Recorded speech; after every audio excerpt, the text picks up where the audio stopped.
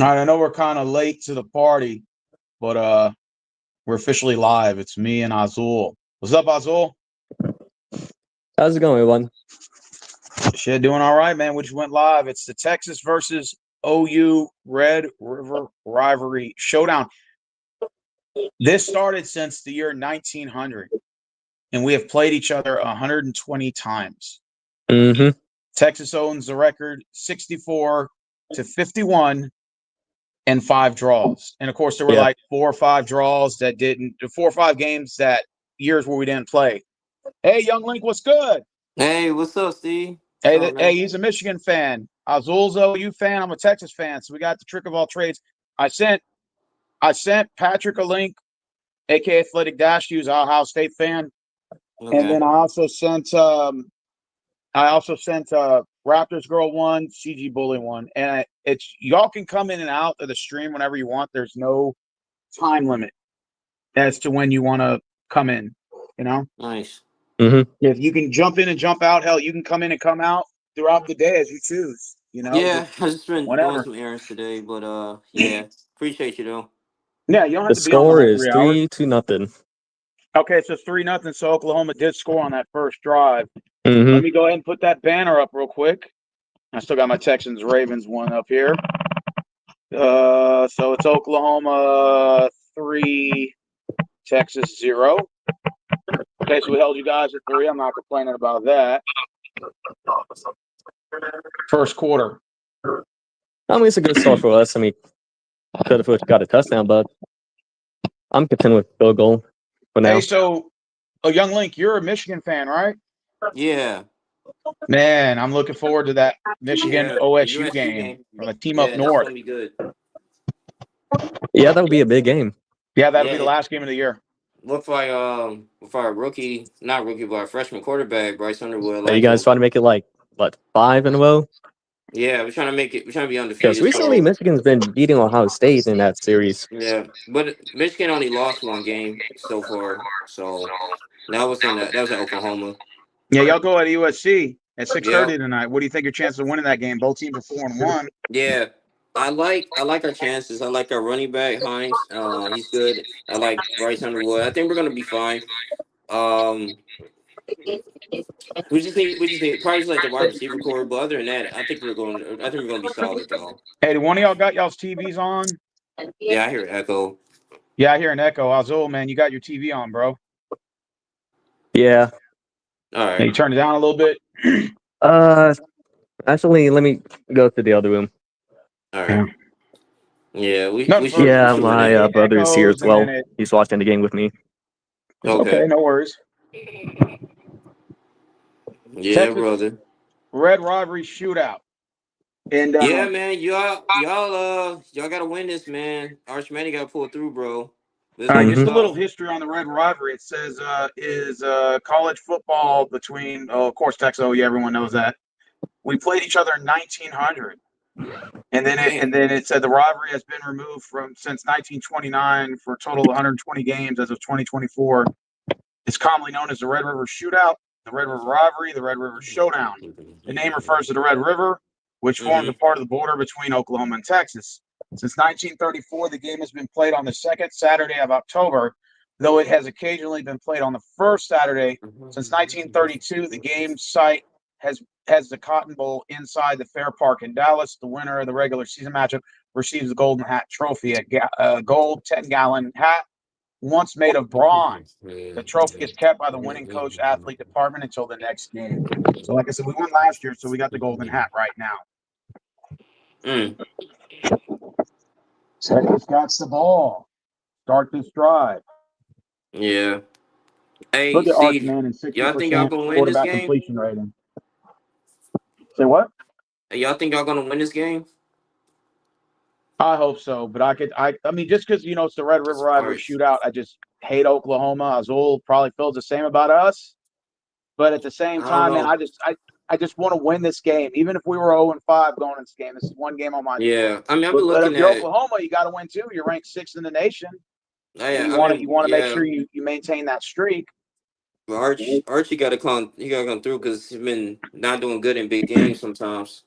Archie threw a short pass, and now it's a first down to our tight end. He got 12 yards, Yeah. and we are now at the Texas 38-yard I gotta line. watch that Colorado game actually. Hey, who won that? Who won that Alabama game? Oh shit! Last time I Alabama. checked, Alabama beat let's see. Mizzou. Okay. It was 27-24. Yeah, that was Alabama tough. won 27-24. Ohio State, of Okay. course, beat Illinois 34-16. Okay. Pittsburgh beat Florida State. Now Florida State's going to be unranked. Oh shoot. Yeah, Damn, that's not good for Florida State. They were starting off so good too. I love that yeah, quarterback for Florida State, man. Really good. yeah. So Damn. Michigan, y'all beat So USC. That's going to be a real big win. Yeah, Real Ty big Simpson win. must be that guy then. Okay.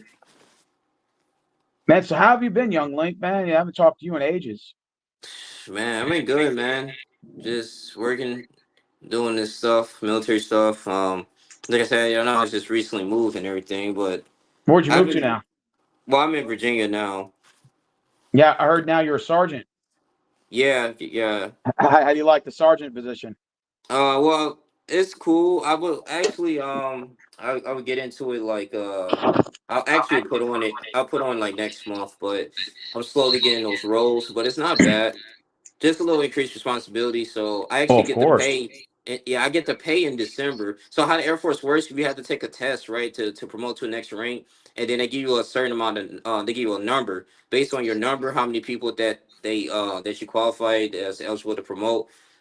They have a certain amount of months So corresponding it's to your like a number waiting when you list promote. almost. Like Yeah, it's waiting. where I work at. If you want to become a sergeant, you have to go through the interview process. You have to take the test, and then once you get picked, Yeah, once you get like I guess selected, once you pass the test, you're eligible to become a sergeant. But then you also there's a waiting list, and you have to wait for sergeants to either go on patrol or retire, or yep. whatever the case is. And that waiting list for us for the county only lasts for a year from the For a time year. you Okay. pass the test. Yeah. Now, Steve, you've been working at the county for a while. You think about testing for sergeant? Mm. Well, first I have to become a deputy, and I would have to go to the academy for that, which I plan on going next year. Nice. Yeah, Oh, I that's see cool. you be talking about. Yeah, Yeah, that'll be like starting deputies in Fort Bend County is like $32 an hour. that's good, bro. Okay, Hey, that's good. Steve, bro, you gotta Man, you make guys are sure. moving up. Like right now, Yeah, I'm at $26 an hour. 26. So Yeah, like, yeah, if I give that increased pay, even if it's just $6 or $7, not a big deal. I mean, it's pretty cool.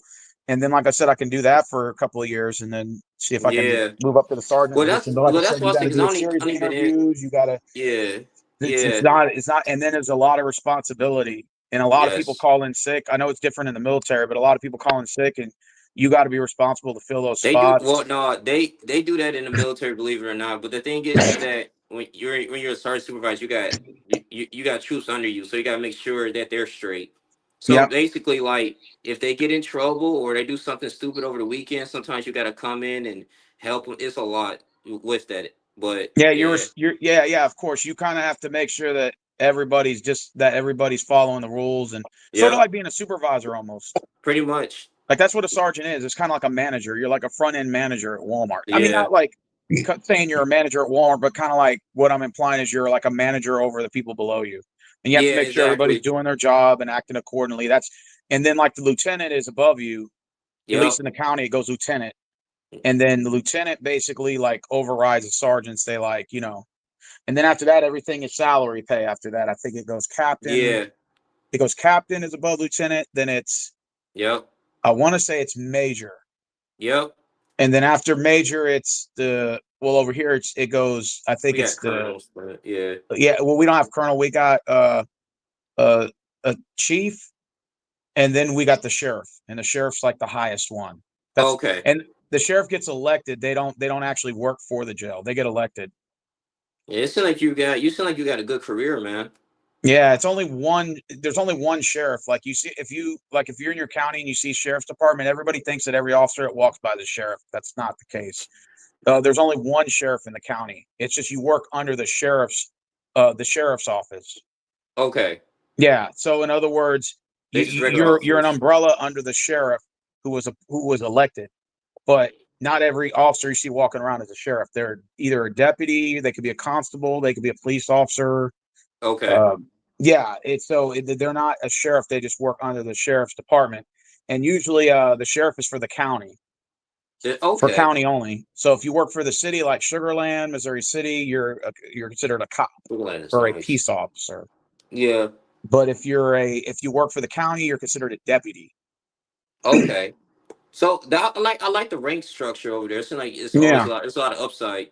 Yeah, Yeah. deputies have a little bit more jurisdiction over cops because cops are Yeah. only president towards their own district. Sugar Land Right. Police is only towards the Sugar Land. Missouri City is only towards Missouri City. Stafford's only towards Stafford. But Stafford, Missouri, and Sugar Land are all under Fort Bend County. There's the core cities as well that are under Fort Bend County. There's like 15 of them. But basically, you can either work for the city police or you could work for the county. So that's kind of how it's structured. I That's never knew cool, that till man. I got this job. Okay, that's interesting. Yeah. Yep. That's awesome, bro. Yeah, sheriffs Yeah, get man. elected and then they bring in all their guys. That's sort of how it works. Yeah, And then it's when like the a sheriff, political usually game. when the Yeah. sheriff gets fired or resigns or leaves, he takes his people with him, which are all the Yep. people under him. Yeah. Yeah. That's how that works. Yeah. Sort of like how the Man, president works. That's why, like, if you guys drive around your county, it'll say vote for this person as sheriff or vote for this yeah. person. It's because they're getting elected. It's almost like being a president almost. Hmm. And it's 4 years. It's just the same thing as president. It's 4-year term. Hey, that's awesome, C. I'm happy for you, man. Hey, C, you gotta make some more videos about what you be on live, you be talking about like the word market and economy. I miss those videos. Yeah, man. It's just when you get a certain job, you have to kind of Yeah, I word know. everything right. You used to do it Yeah. a lot, bro. I used to be like listening to it, man, on my way to work, because it'd be so funny. You talk about Yeah, like yeah, same here. how Yeah. people you be talking Those about were the how good old people don't days. want no job, how people are lazy. Hey, man, those were the days when I just didn't give a shit. I just recorded anything. When I was in security, when I was at Walmart, I didn't give a shit. Most of them would see my videos and they'd laugh. But now it's a little different. Hmm. Now you're actually working for someone that could actually reprimand you. And I'm sure you know that being in the military. So it's kind of a little bit harder Bro, to it's say it's whatever you it's want to people say like that. without getting It's reprimanded. funny So you have to because word everything. It's about wording. yeah, it's funny because the stuff, the examples that you're saying in your lives, it's people like that in the military too. That's why I was laughing. Yeah. And one time somebody sent one of my videos to Walmart, and then my manager's like, "Hey, I'm watching your video right now," and he started laughing. He's like, "They want me to fire you over this?" I'm like, "I guess." And he just started laughing. So now I can fire you over this dumb shit. It's just YouTube. Like it was nothing even serious. It was just like some political Yeah, video, and somebody got butthurt and sent it to my boss, and he just yeah, laughed. He was just like, "What did you say was wrong?" Though I'm like, "That's what I'm saying." Like, I can understand if there's like a racial component behind it, or if there was like a sexist component behind it, but it was none of that. It was just a regular video about politics, and he was just like, "No, I'm not going to get rid of you over this." Not that it really mattered anyway, because I don't work there anymore. But teach their own. Just you have to watch what you say nowadays because people are on the hunt, for your job. Hmm. And you've seen that recently too with the whole. I'm not going to mention that I want to mention on here with the whole like political assassination situation. And I people were just say getting fired CK. for saying Yeah. RIP, and some people were getting fired for talking down on him. It was like, whatever happened to freedom of speech in this country? It's like just completely out the window now. There's like no such thing as freedom of speech anymore. And it's just like slowly seeing this country turning into like our rights being just taken away little by little. And it's just like, I mean, it makes no sense to yell about it because everybody wants to protect their checks, and I get that. Hmm. But at the end of the day, what's the thing that scares me the most is while we're all fighting over stupid shit that I think is a distraction. Literally, our country is being heavily taxed to death. Prices are consistently going up. Our value currency is going down, and it's just one of those cases where it's just our dollar is going to collapse, and it's just like if we're not careful, and nobody talks about that. Nobody talks about how the taxes are so high and why we should Hmm. start protesting our property taxes. Nobody talks about those things. No one I mean, I cares agree to with talk you on about that because everybody's focusing on remedial shit. Well, it. you Exactly. got it more important than matters to attend to, you know? Absolutely, man. It's a scary situation for all of us, but well, it looks like this game might actually end pretty soon because we can't stop Oklahoma's offense at all. At all. I mean, It looks still like you guys early. I might mean, score again on you us. don't have confidence. Not right now. Our defense hasn't been playing well all year. Even though I compared you I'm more guys. interested in our defense, Look, to be I honest. was in Dashy's stream just earlier for the OSU game, and he asked me about this game, OU Texas. I said, this is the first time since I've made videos in 12 years, and I actually have no confidence in us winning this game. This is the first time I actually can say this with conviction. And I said, and I compared this OU team to the 2011. I know you didn't necessarily agree with me on that, but I compare this Oklahoma team. It's very similar to 2011. I mean, I think we talked about this on the other live stream the other day, and I could see a point that like this team's more like all around, like offensively and defensively. Because, like I mentioned to you in those live streams, like the 2017 team with Baker and those guys on offense, they were spectacular, but on defense, we were atrocious. Now this year, like both sides of the ball is kind of like they're humming in a way, you know.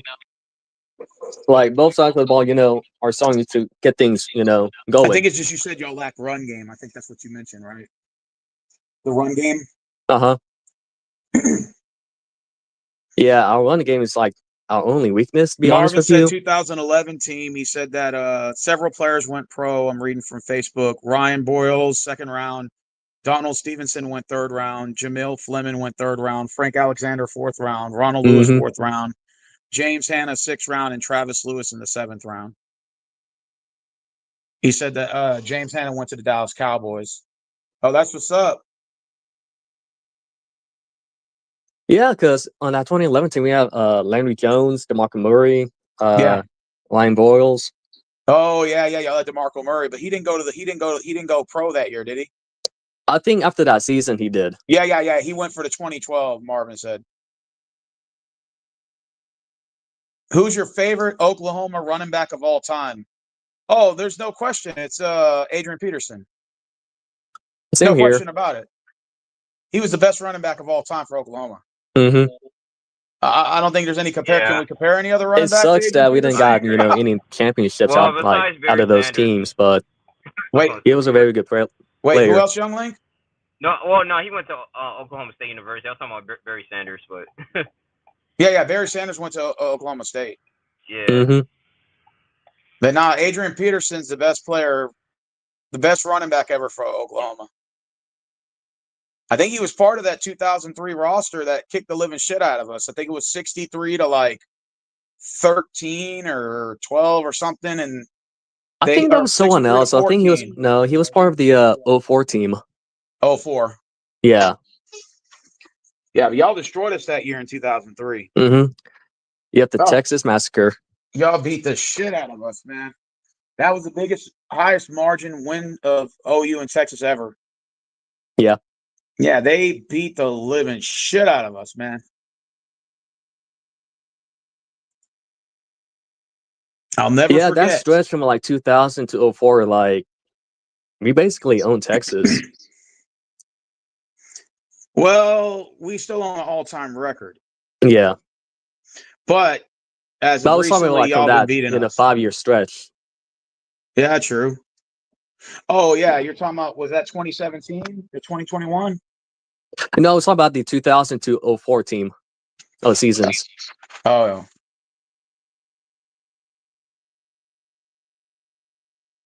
because didn't you guys win the national championship back in 05?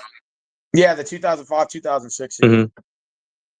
We won the Rose Bowl against Reggie Bush and Matt Leinart and the USC Trojans. I think we lost to them the previous year. Oh, y'all did? Yeah, we got destroyed by them. This is too bad we didn't actually have a freaking playoffs, at that time. Mm-hmm. Young Link, I don't know, we were probably all young at the time, but remember when Michigan played App State? And App State got the biggest upset in college football history. I think at the time y'all had Mario Manningham and y'all had Chad Henne at quarterback. I think Yeah, it was Chad Henne and Mario Manningham. Mario Manningham ended up winning the Super Bowl with the Giants. Yeah, I'm trying to figure out what year that was. I think it was 2006, 2007. Yeah, I probably was. Yeah, let me check. Yeah, we were all young at the time. I just go back Yeah, and we're watch young. college football I history. remember. Yeah, I mean that's because I think I started getting into college football, and I was like maybe in high school, but yeah. Yeah, I think Michigan Was was it ranked that 5 season going into that when game. like the '07 season that everything was crazy? Like the whole season was crazy. You got like that one time. I think it was like that season when Kansas and Missouri were ranked number 1 and 2 in the Really? country. Yeah,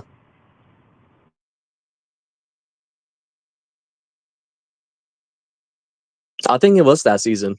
Yeah. Oregon just scored a touchdown. They're up 7-3 over Indiana. The Oregon's 3, Indiana's 7. So obviously one of them's going to lose and drop in the rankings. All right, so who's got the ball? Texas or OU? I think we got it, right? I think so. Yeah. I know y'all had it. Y'all were driving the ball down the field, but I guess we must have got the stops on y'all. Mm-hmm.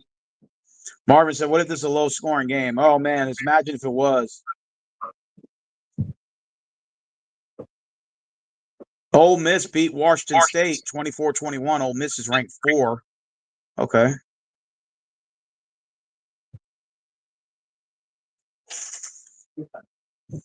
See, Michigan plays at 6:30. Are you going to watch that game, Young Link?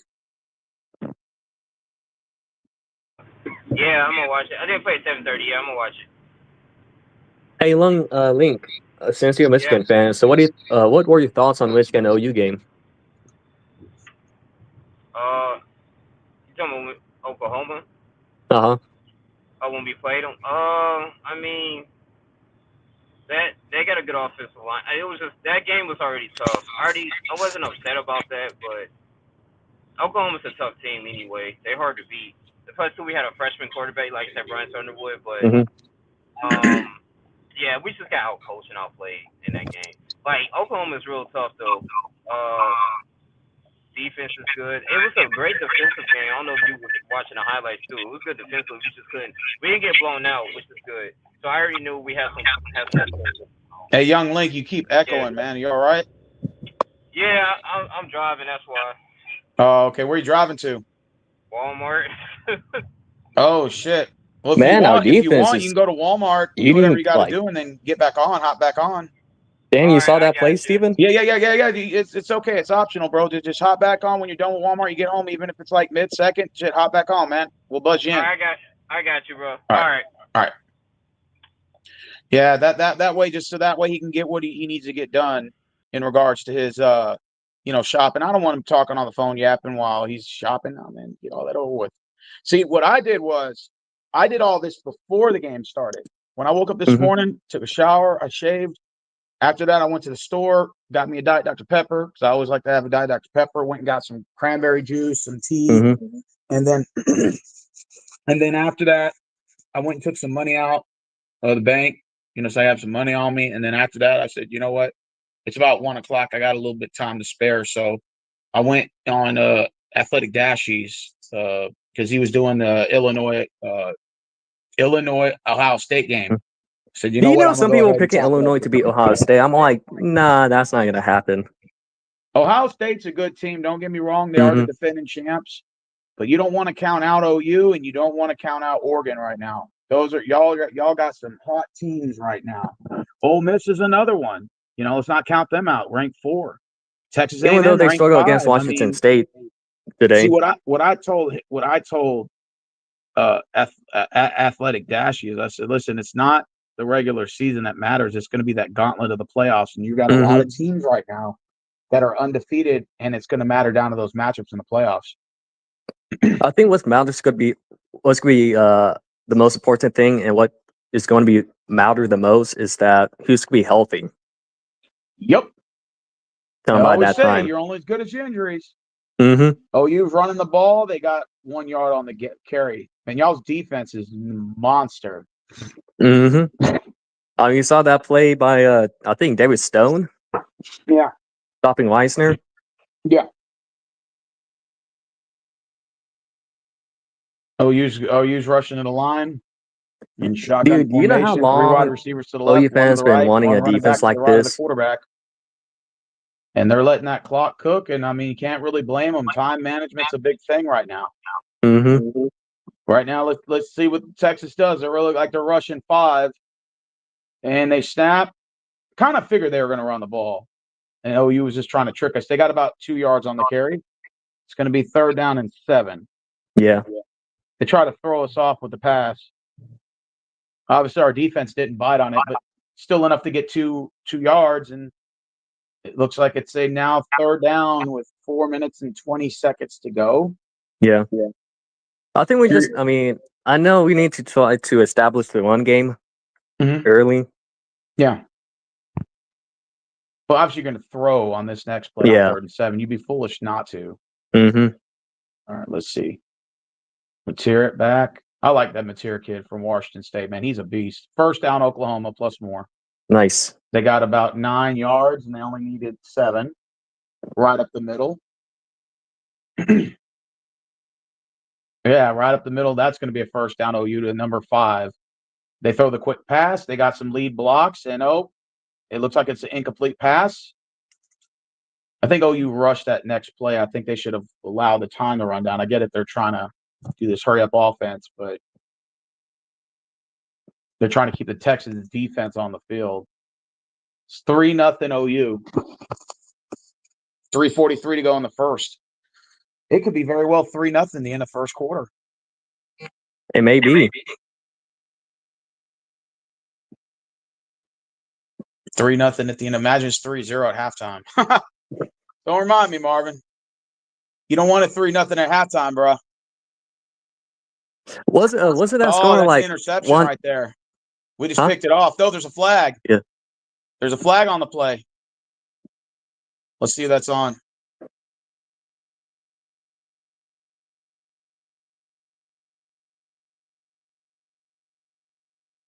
On the offense. Penalties decline, interception. It's going to go the other way. I think the problem with OU that's another thing that's kind of had me worry about this offense is that yes, Mateer he is good, but he just keeps on, turning the ball over like every single game. I didn't know that. At least like one time. Oh, so he's throwing an interception each game? Yeah. Oh. Oh, that's not good. Didn't Quentin Ewers did that as well for Texas? Mm-hmm. Damn, every single game, like he has like one INT. Marvin said, "If we beat OU, you think we'll be ranked? It'll be a low rank because It'll be remember we still got 2 losses, 18 or 19. Yeah, don't be expecting no high jump. Longhorns fans will expect some that we're gonna jump like fucking like 30 spots or something like that. Ain't happening, bro. No, that ain't happening. But right now we're going to a hurry up offense. We run the ball again. And we get the 1st down, plus a little bit more. We are now on the Oklahoma 47.5 or 46.5. Okay. We'll let you have that one. Yeah, that turnover by Mateer, man. That's definitely going to hurt. Texas is going back to the hurry up offense, and it looks like to me like Manning's going to throw it, and it's a complete catch to the 21. 1st down, and it looks like to me like the hurry up offense is still going to be the option for Texas. Kind of don't blame them in this case. I mean, you got to. I mean, against this defense, I mean, you just got to put the foot on the gas pedal. Big 1st down, and we run the ball, and we get the ball to the 18, and there's a flag on the play. Let's see who's it against.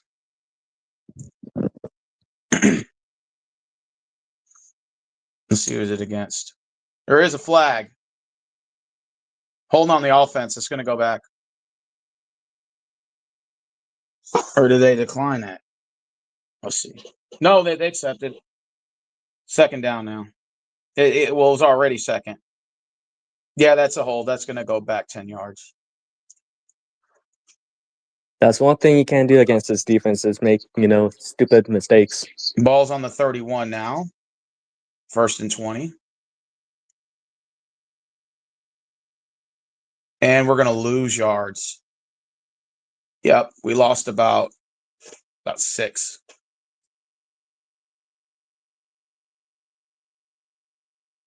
Hey, Indiana's beating Oregon 10-7. You see that, Steven? What? Indiana beating Oregon 10-7. 10-7. Well, I mean, the games just started. Yeah. It's going to go back and forth. But Indiana's still, have a that's badass impressive. fucking offense, bro.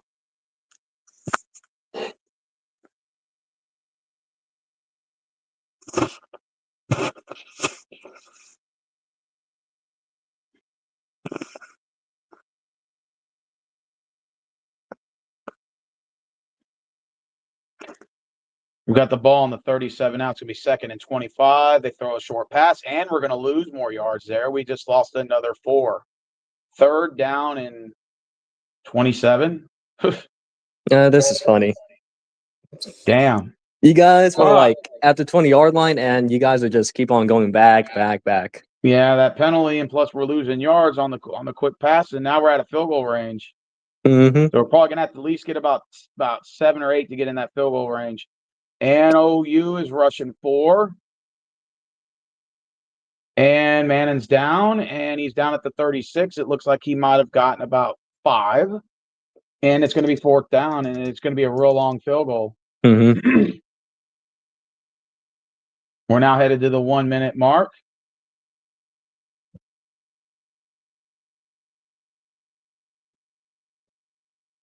Mannon's down. Well, I mean, he's out now, but it looks like we're going to kick a field goal. That's going to be, looks like a 52-yarder, maybe. Do you guys have a good kicker? Yeah, he's all right, but from 55-yarder, yeesh. And it's no good. No good. We missed it. It hit the goalpost. It was too far. You see, I told you that penalty. Well, remember, that's also going to give y'all good fieldage right there, too, because that's going to put the ball about the 45-yard line. So not only you guys get the ball back, but it's in good fieldage. Yeah, I do appreciate Young Link for being on. I sent Raptors Girlet and CG Bully in case they do decide to make a short discussion for the game, maybe in the 4th or the 3rd or something like that. That's a miss. Damn it. So you've got the ball. So think about it like this. The score is going to be 3-0 in the first. Wow. Let that sink in. End of the first, 3-0. I mean, I told you it would be a close game. We're 0 for 3 on 3rd downs. You guys are 3 for 5.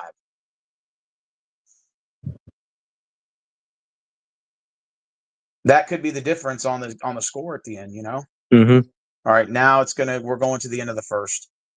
OU ran the ball, and there's an OU player that's down. And he's holding his leg. Ouch. Yeah, that's not good. Yeah, that looks bad.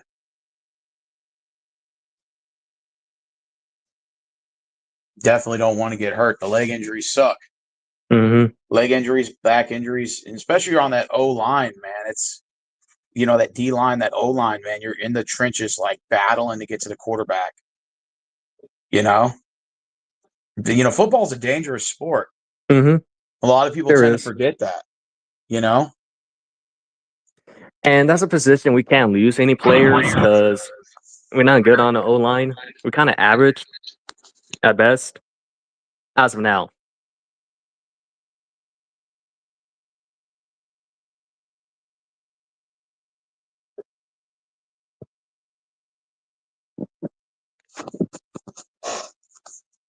Oh, I see where the injury came out. It was after the play. Yeah, the player that went right behind the leg. Mm-hmm. Oh, yeah, he got hurt. That sucks, especially when it happens from behind. You're blocking, and then somebody comes from behind and just chips you. That sucks. Didn't you play football, Steven, for a bit? Yeah, I did. Oh, what position? Defensive tackle. Oh, okay. How many sacks you got? I played in high school football. I tried out for college and never made the starting roster, but I was on the practice squad. Well, that's cool. So, how many sacks you got? in your career? Yep. I think I'm only allowed to play like 2 games in college. I played for Division III. I actually Oh, that's played for a cool. community college. They had a community league at the time. We were the farm system to the University Cougars. Now, I actually made the starting roster one year for practice squad in a sort of like juvie league for HCC.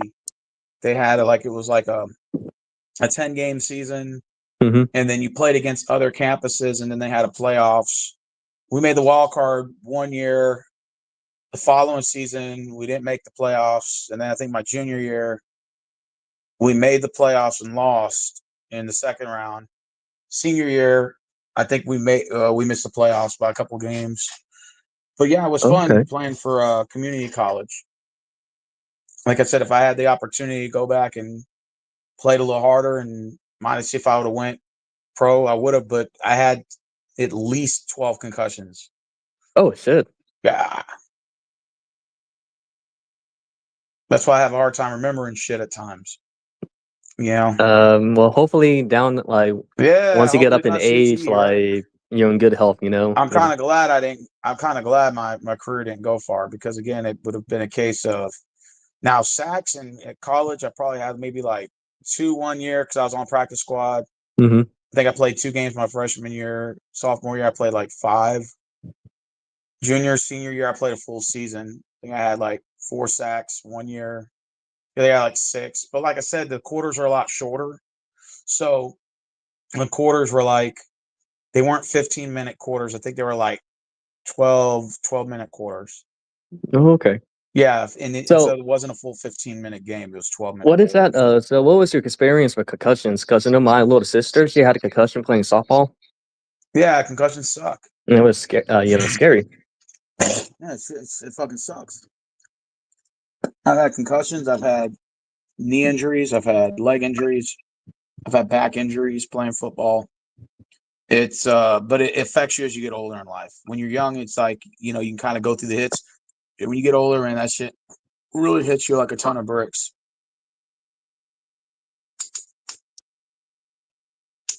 Oh, that's crazy. We had one player. His name was real good. His name was Darius Trahan, and he was fucking badass. He was a good quarterback. He played for Marshall, and then he went to ACC.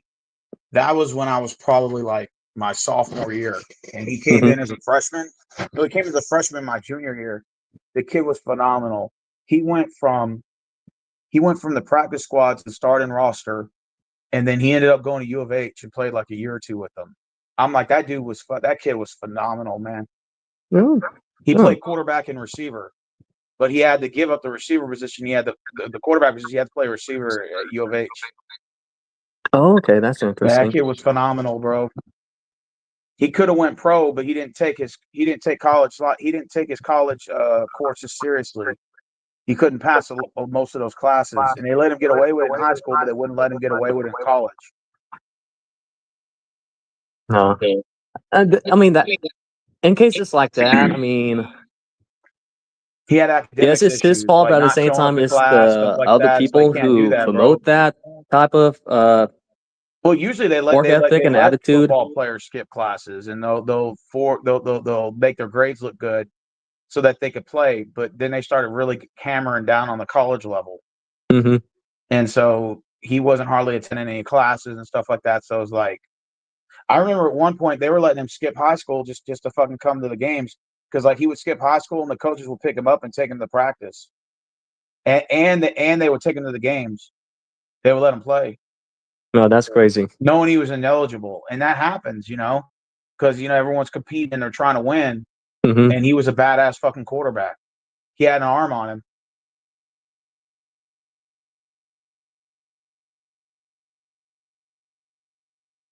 Third and 7 for OU, I mean, and they took a big hit. OU got the first down.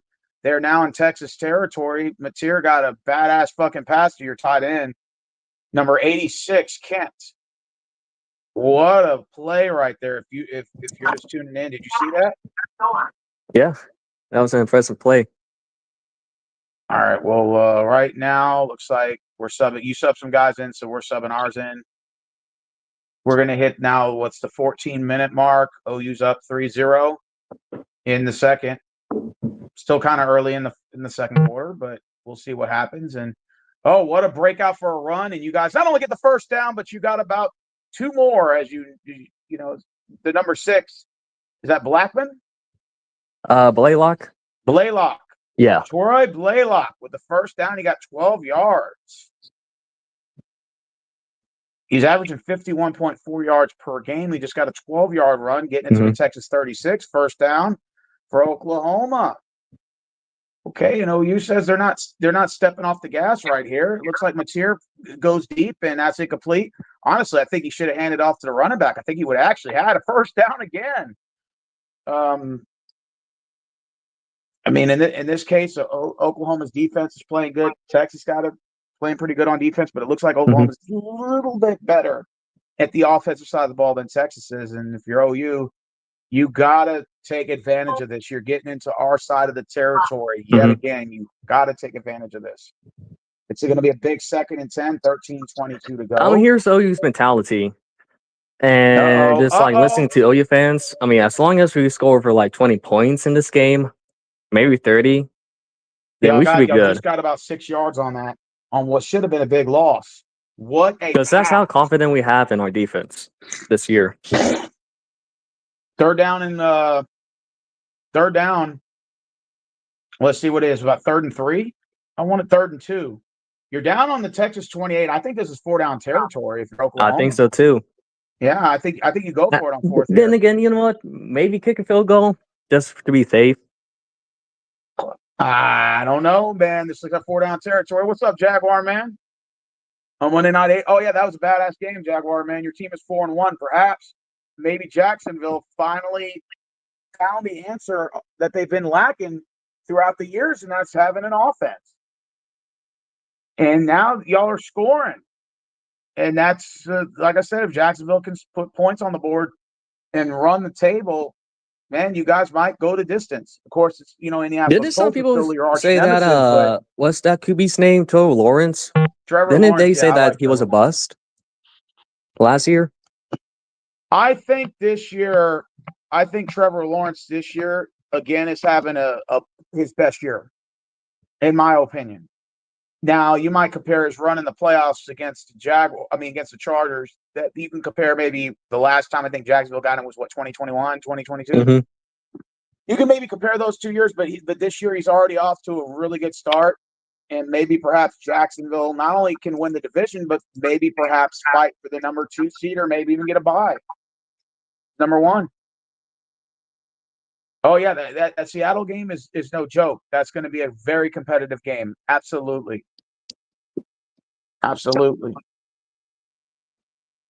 Well, Young Link did commit to coming here, so I will give him credit to that. So whether we see him again or not, Young Link, give you a shout out. Thank you for at least being part of it. I know you wanted to stay on the stream, and I had to kick you off because I'd rather you go to Walmart, take care of what you got to do. The game will still be on when you get back, bro, and then come back, and you can come on even after halftime. I ain't even tripping. You can. I mean, there's no time limit. I tell people this all the time. If Azul wanted to leave right now, he can leave right now. I'm not tripping. I'm still gonna talk this football game. Still gonna do it. It ain't gonna change. And I got Bucks coming out of the NFC. Baker Mayfield looks good. Yeah, Bucks do look good this year. Absolutely, I agree. I'm kind of finding interesting that 5 out of the 30, NFL teams had 5 QBs that used to go to Oklahoma are now the starting QBs out of 5 of the 30 NFL teams. Okay, you got Hurts, Jalen Hurts, right? Yeah, Hurts, Murray, Baker, Kyler Murray, Rattler, Baker, and Williams. Williams for what team? Chicago. Oh, yeah, I'm tripping. I thought Caleb Williams went to USC, didn't he? He did, but his first season was with OU. Yeah, he was a college transfer. That's right. Yeah. He rose CTE kicking again.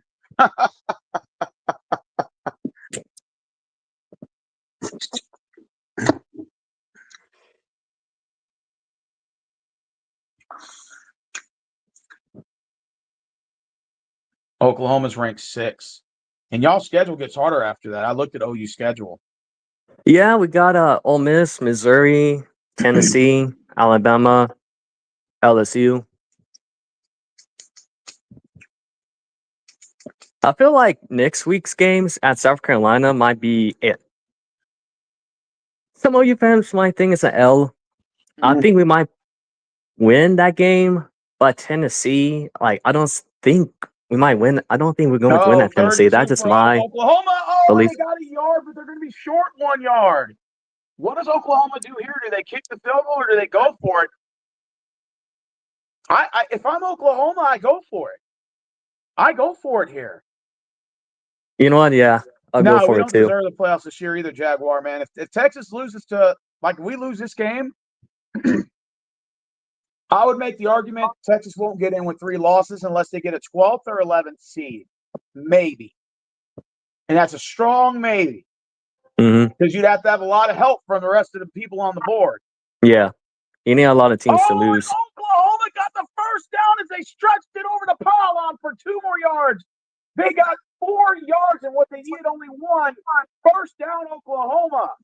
Sweet. As they are now in Texas territory. Well, they're deep in Texas territory, but it's first down. They move the chains. The time's running. Gives that defense a little bit of a time to rest as we're now reaching into the 11.5-minute mark. Looks like That's what I like about this drive. Like, we have the possibility of scoring on this drive, plus giving, rest for our defense. Okay, here goes. Yeah, and that helps too. Gives the defense rest. OU's down at the 24. It looks like Matier wants to run. He doesn't get anywhere. He's down at the 29. He's going to lose 5. Oklahoma needs to focus on the assignment, and that is to move the football forward, not backwards. Second down and 15. Well, it's better than turning over the ball. It's better than throwing a pick or fumbling. It's better than the turnover. Just take it down. If you can't get open, take it down and wait for the next play. If Marvin said, I would have never imagined the score would be 3-0 going into it right now. Yeah. Oh, absolutely. Yeah, both defenses, stellar job on both sides of the ball. Got to give credit where credit's due. Oklahoma does get rid of the ball. Oh, and they advance the ball a little bit to the Texas 24, it looks like. So they get about 7 of those yards. So it looks like it's going to be about 3rd and 8. I think if you're OU at this point, it was 4-down territory earlier. In this case, not necessarily. You don't get the first down and you're at 4th and 8, you would have to be foolish not to take the 3. You probably would have to take the 3 in that case. If maybe you got 6 or 7 yards, I can see maybe the coach saying, "Okay, let's go for let's get the first down again." All right, it's down at the 24 and a half, 23 and a half yard line. It's 10 minutes to go. I think OU's going to end up calling a timeout here. Yeah, they are. Yeah, they call a timeout. Yeah, because the way he was looking at the coach, and they're calling a timeout. 9:57 to go. I mean, if you're OU, you definitely want to. It's 3rd and 10 actually for Oklahoma. Okay, so if you're Oklahoma, you got to get. We would like to get the first down, but yeah, you obviously if it's like 3rd and 3, 3rd and 2, I think you got to go for it. 10. 4th and 2, 4th and 3. My bad. Yeah, you got to go for it. Get it at least within a yard and a half. Then I could consider you maybe going for it. But if it's anything beyond that, you got to take the 3. But I think even then, even being that close, unless if it's inches, if I'm Oklahoma, maybe you got to play it safe in a game where you're battling just to get points on the board. Maybe it's just safer to take the 3. Maybe it's safer. You gotta get your points as they come because they're not coming often right now. Yeah. So get your points as they come. 3rd and 10. And the way our defense has been playing, I think I got to agree with you on this. All right, 23 and a half yard line. Let's see, they line up a shotgun, no running back. So obviously they are throwing. Texas is going to blitz 5. Matier's trying to break out for a run. He dodges 1 tackle, and he gets about 2 yards. So it's going to be 4th and 8 at the 22. Yeah, kick field goal. You take the 3. You got to take the 3 here. You don't go for it. You got to take the 3. And it looks like to me that's what they're going to do. Big Ten looks like shit this year. Yeah, you can make the argument it does. I mean, Ohio State's playing a lot better. Indiana's playing pretty good football right now. Well, let's see. We're down in almost 9 minutes and 20 seconds. Oklahoma's lining up for what looks to be 3. We'll see. They get the snap off. It's up. And it's good. Yep, 6-0. And I mean, in a game where you got to get points, that's what it comes down to. Mm-hmm. You got to get points. I mean, like I told you, Steven, this is not going to be a blowout. It's going to be a close game.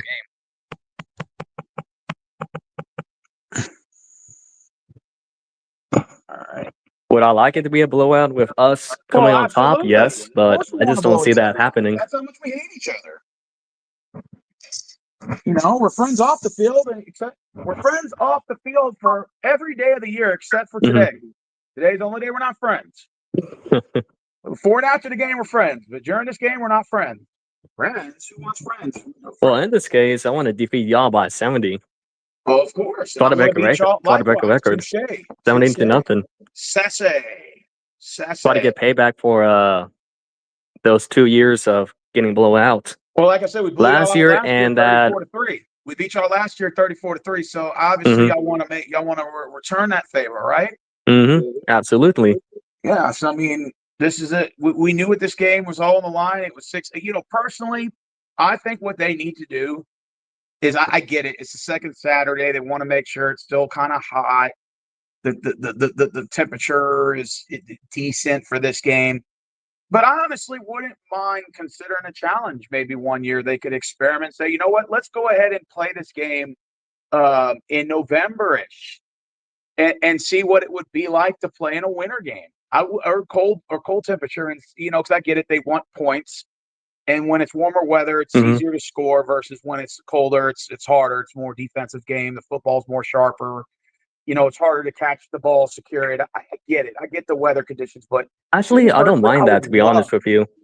Here's why. I would love a cold football game. As a fan, like, if you were to go to that Cotton Bowl in middle of October, it's hot.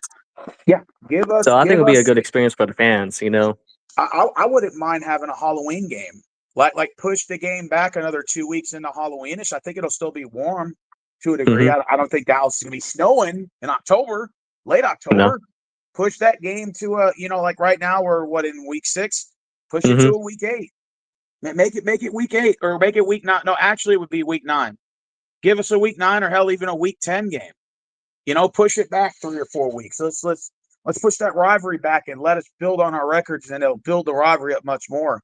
I know the committee has been considering putting the Texas OU game in November. And I'm all for it. I say I like the challenge. And in fact, I wouldn't even mind if they would stop putting the goddamn game in the Cotton Bowl and switch it up and, you know, put a game in Norman. Let's go to Oklahoma. When was the last time we played Oklahoma? I mean, in the 70s? I get your point, but I kind of like the neutral, you know, field aspect. I don't know, man. I mean, when was the last game played in Oklahoma versus Texas? When was I think it was like 1920 something. Game played in Norman versus Texas? I think it's like 1923, I believe.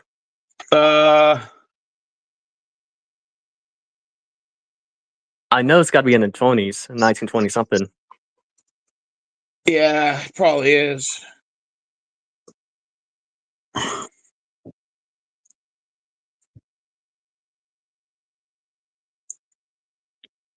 Well, in 2012, we didn't play in Norman, did we? No, we didn't. Okay, it had to be in the 70s or something like that. I can go back and look. Let me go look. Are you talking about like 2012 or are you talking about 1912? I'm gonna go look on here. Let's see. I can look under the score. It'll say where it was played. Location Norman. Norman. It was played in 1901. They played in Oklahoma City in 1903. And they played in Oklahoma City in 05, 06, 1908. God, that was when the Cubs won the World Series. Back where they used to have plain T-shirts as the reward. Hey, Caitlin, what's up? Norman in 1908. What were you doing in 1908, Rose? Oh, I wasn't fucking born yet. Smart ass. What about you, Azul? Where were you at in 1908? Hey, Caitlin, where were you at in 1908? Marvin says. 1922, the game was played in Norman. Let's see. Yeah, Dallas, 1922. Dallas, Yeah. Dallas. Oh shit! 1922 so far was the last game in Norman. Hey, I was Let's see. close. I was Let's close. see. 1922, World War I just ended. A year after. Actually, it's by Yeah. now it's like Well, close. there was It's one like game 100 played years in old now. Arlington, and that was December 1st in 2018. The game was played in Arlington. I don't know why. It was like It the was AT&T Stadium. It it was was played in the AT&T Big Stadium. 12 championship Yeah, yeah. Oh, okay. Yeah, yeah. That's why. Okay. So because yeah, we faced you guys twice that year. the last game played in Norman, Oklahoma, or any game played in Oklahoma in terms of Texas versus OU was in 1922, November 18th. I was not even born yet. My parents were not even born. My grandfather was not even born. I think my grandfather was born in 1932. I want to say 1921, World War One came to an end. Yeah, that's a century ago. Yeah, man, that was a long time ago, man.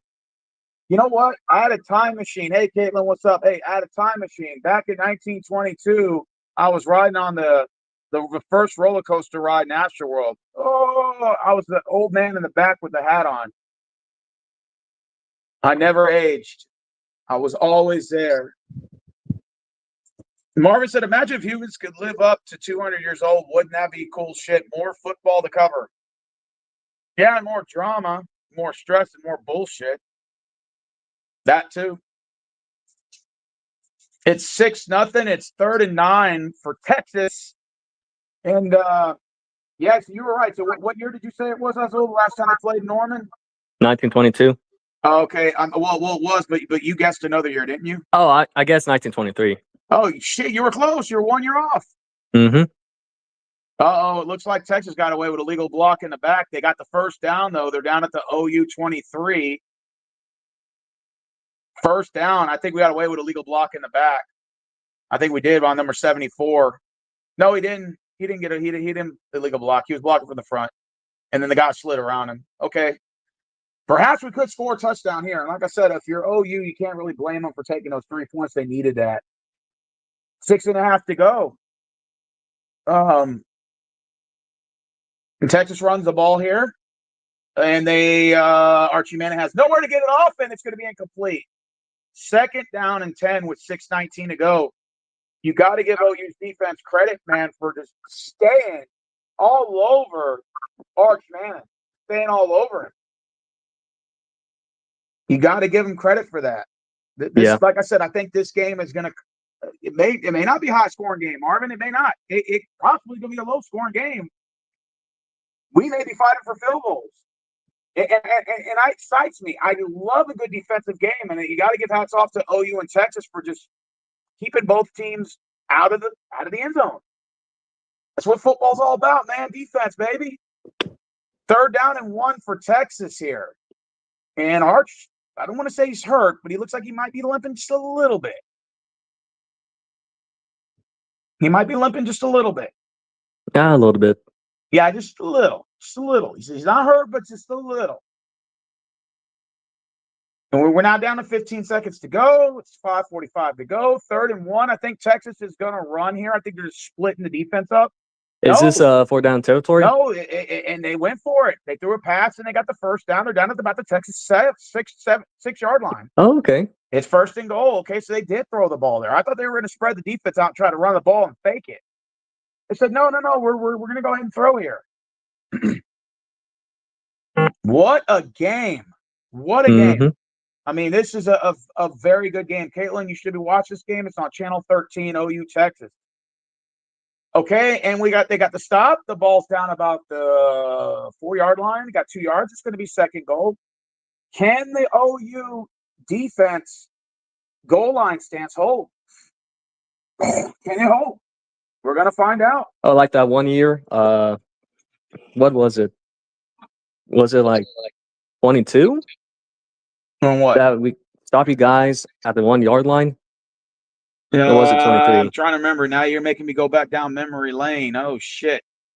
Y'all beat us 34-30 the previous year on the on October 7th, 2023.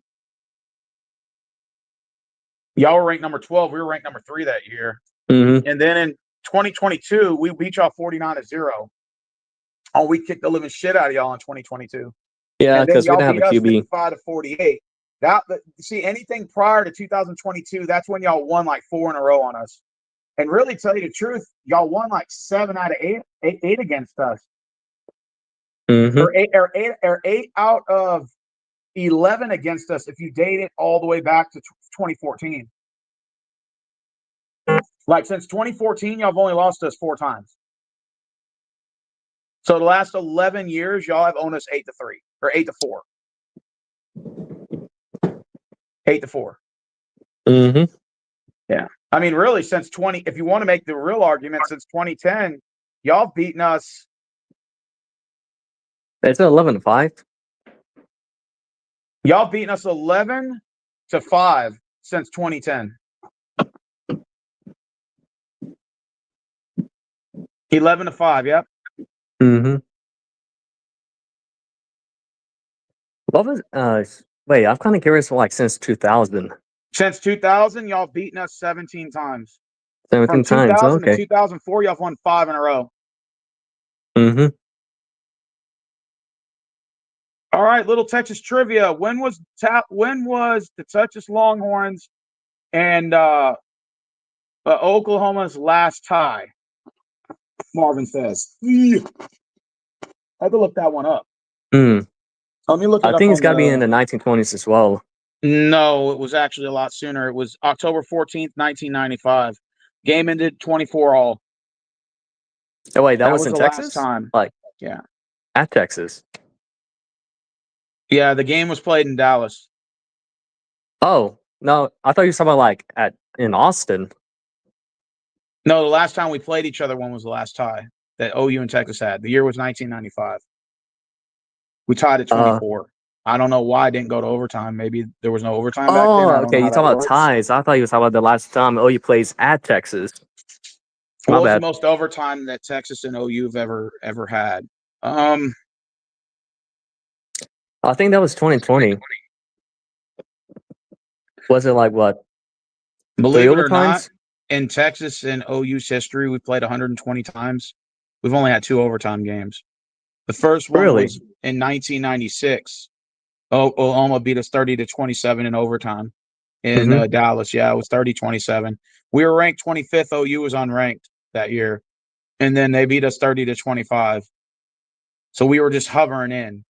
And then, of course, we had the big battle, the 4 overtime in 2020, October 10th, 2020, as we went overtime. Oklahoma Sooners won 53-45 in 4 overtimes. Mm-hmm. Yeah, that was a nasty year. That went to 4 overtimes. Can I get 2020 back? I think everybody could agree with you on that. Incomplete now. It's 3rd and goal for Texas. That pass was way overthrown, and the pocket was collapsing, and Mateer had to get rid of it, of course. So, Caitlin, who is your college football team? Because we know, for NFL, you're a Broncos fan, but who is your college football team if you have one?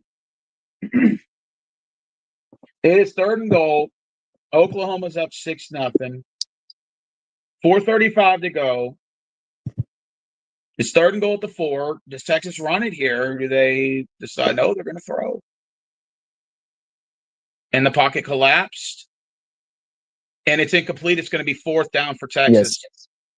Now, if you're Texas, Are what you do you gonna do kick here? a field goal? Or are you gonna Do you go take for the it? 3? Or do you go for it down at the 4? I mean, in a game where you need points. But it's 4-down territory. I mean, I wouldn't surprise me if Sark takes a shot. But I'm wondering, will it come back to bite us in the ass? We need points. And they're not coming easy. And, yep, Sark is calling for the 3. I think that's a safe right bet. here is the right decision.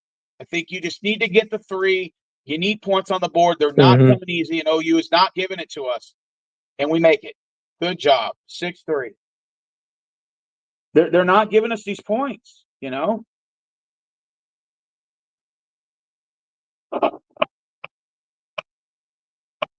They're not giving it to us. You got to get it. And how much time is left? Let's see. What time was left? It was they haven't even updated on ESPN. Let's see. 4:24. You there, Ozul? Yep, I'm here.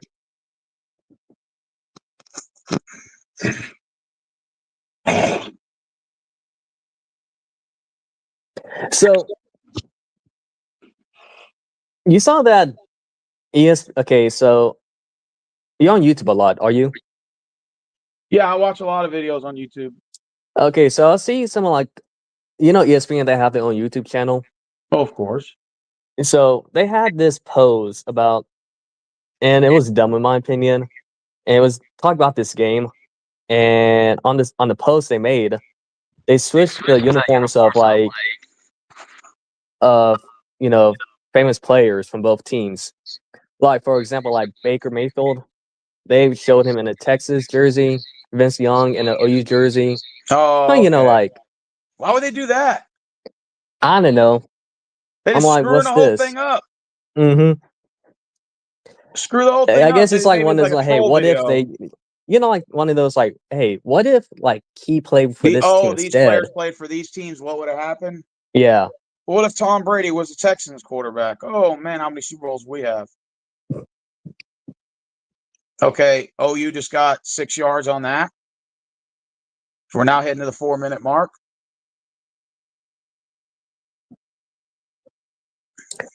So I got a question, Steven. How do you guys feel about your schedule You mean for the Longhorn remainder schedule? of the season? Yeah. Well, after this game, it won't really matter if we don't win. I think we But play Kentucky after this. yeah. Yeah, if I'm correct, But I the might thing be is, wrong. like, I let's think we say if got you guys Kentucky. lose this game, like, Oh, yeah. so you guys will be 3-3. I mean, it could It would potentially be go, technically over for us to spiral get down for you guys we were not if you making the guys are not playoffs. We careful. lose to y'all. Huh? We're not making the playoffs. We lose to y'all. If that's your question. No, I'm saying like you guys could be like 6-6, like we were last year. Yeah, very well. You could be very well right. If we lose to Kentucky, there's no guarantee win. We could beat Kentucky next week. No guarantee winning Mississippi State. That's on the road. Mm-hmm. We play Vandy at home. Never know which Vanderbilt team you get. We play Georgia in Georgia, a team that we've been losing to. Yeah, I mean, I think after this loss, it's and there's another first down by Oklahoma. God damn it! 3 minutes to go. And I mean, all you got to score some points here. I would like for them to score a touchdown. Stop OU. How about that? No, you guys have too many. Just kidding. Just think, in the whole first half, not a single touchdown was scored, Marvin said. Facts. Mm-hmm. Facts. Not a single touchdown was scored. Uh-oh, what a run for OU, and they get the first down at midfield. Yes.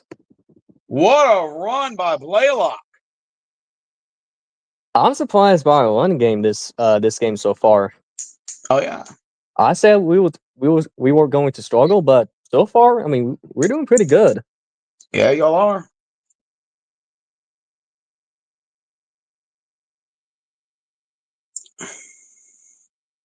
Well, is that offsides on Texas or false start on OU?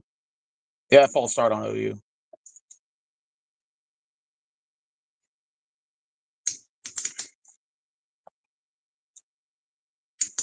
Now you're down on your own 45.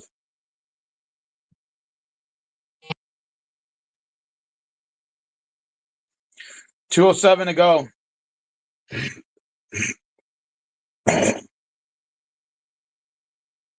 2-minute warning. They're gonna let it go down to. Yeah.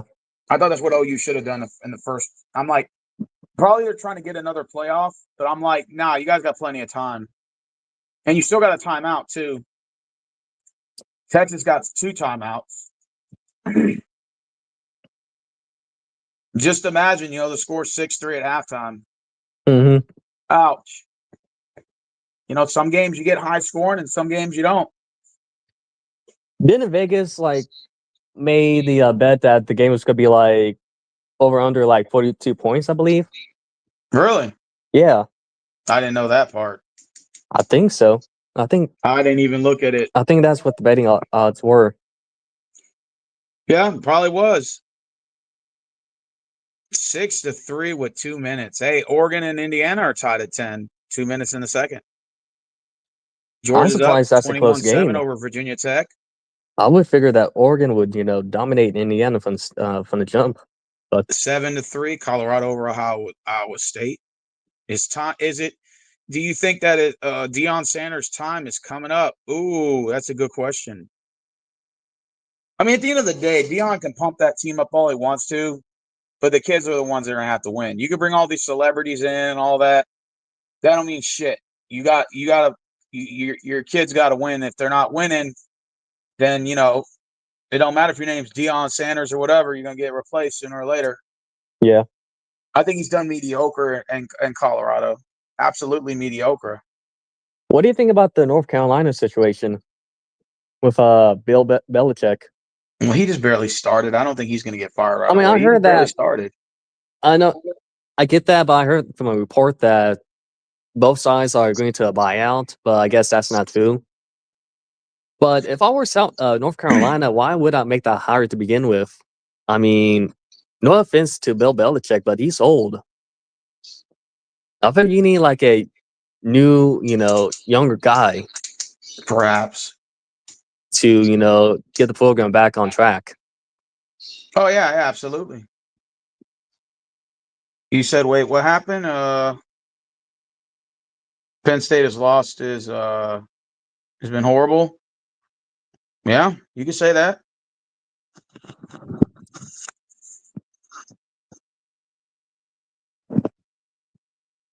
And I appreciate Azul for at least joining me on the panel. I don't feel too bad now. Like I said, if CG Bully and Raptors Girl want to join at the end, towards the end, I have no problem with that. Like I said, when you stream for 3 or 4 hours, it can get very boring. Yeah. And when you're by yourself, it's even worse. Mm-hmm. At least with you, Azul, you keep me good company. Plus, you're an OU fan, so there's interest for you to be on this panel. Yeah. There's no interest really, CG Bully's an OU fan, but he worked last night. I didn't. I was off. So I got to go to sleep and then wake up and oh, hey, let's do this game. But, he worked last night, so I get it. He needs to sleep. There's not really nothing popping in this game for him to just be in there anyway. Yeah. But I would like to see CG Bully make a guest appearance for at least part of the second half. But at least say I'll come in and I'll shoot the shit with you guys for the fourth quarter percent, or mid-fourth quarter. Because that's where it's really going to get interesting. Mm-hmm. Really going to get interesting. So I sent the link out to Antonio. I sent the link out to CG Bully, Raptors Girl, Patrick, or AK Athletic Dashy. Athletic Dashy, I came in your stream in the OU game, or Ohio State game. I had to do that. But I came in to be nice. Play ball with me, and at least come in around the same time that I did for yours, which is the mid-third quarter. Or if you want to come in the fourth, come in the fourth. I don't care if you come in for 5 minutes. At least come in and shoot the shit for 5 minutes, then you can get out. I don't even care if you don't want to talk about Texas OU. Talk about your own game, your own team. And Perks with the catch. And is that a first down? Or are they going to be a little short? No, first down for Oklahoma. 124 to go. And Mateer must have had a big run before that. See what happens when we talk so much and we forget shit? See what happens? Yeah. We forget shit. And now they're at the Texas 37. They're lining up for what appears to be shotgun. You got to run it back to the left. If you're OU, OU needs to score some points on this drive. Shit back, they're going to lose. Because Texas, they get the ball in the second half. So if I were OU needs to score on this drive. I'm just saying. Well, I think what OU is doing is they're trying to take as much time off the clock. You don't want to give Texas the ball with Which two is a smart timeouts. idea, you know. Exactly, because 2 timeouts with time of possession, you know, that could be a 2-minute offense. So you don't. Mhm. I get it. You don't want to give Arch the ball, but if you're OU, you got to get something here. And they do. They're going to get about 8 to 9 yards. They're going to be about a yard short. I think if you're OU, you want to get to that line quickly now. Yeah. And if I'm OU, you want to get the first down. Definitely want to do that. Come on.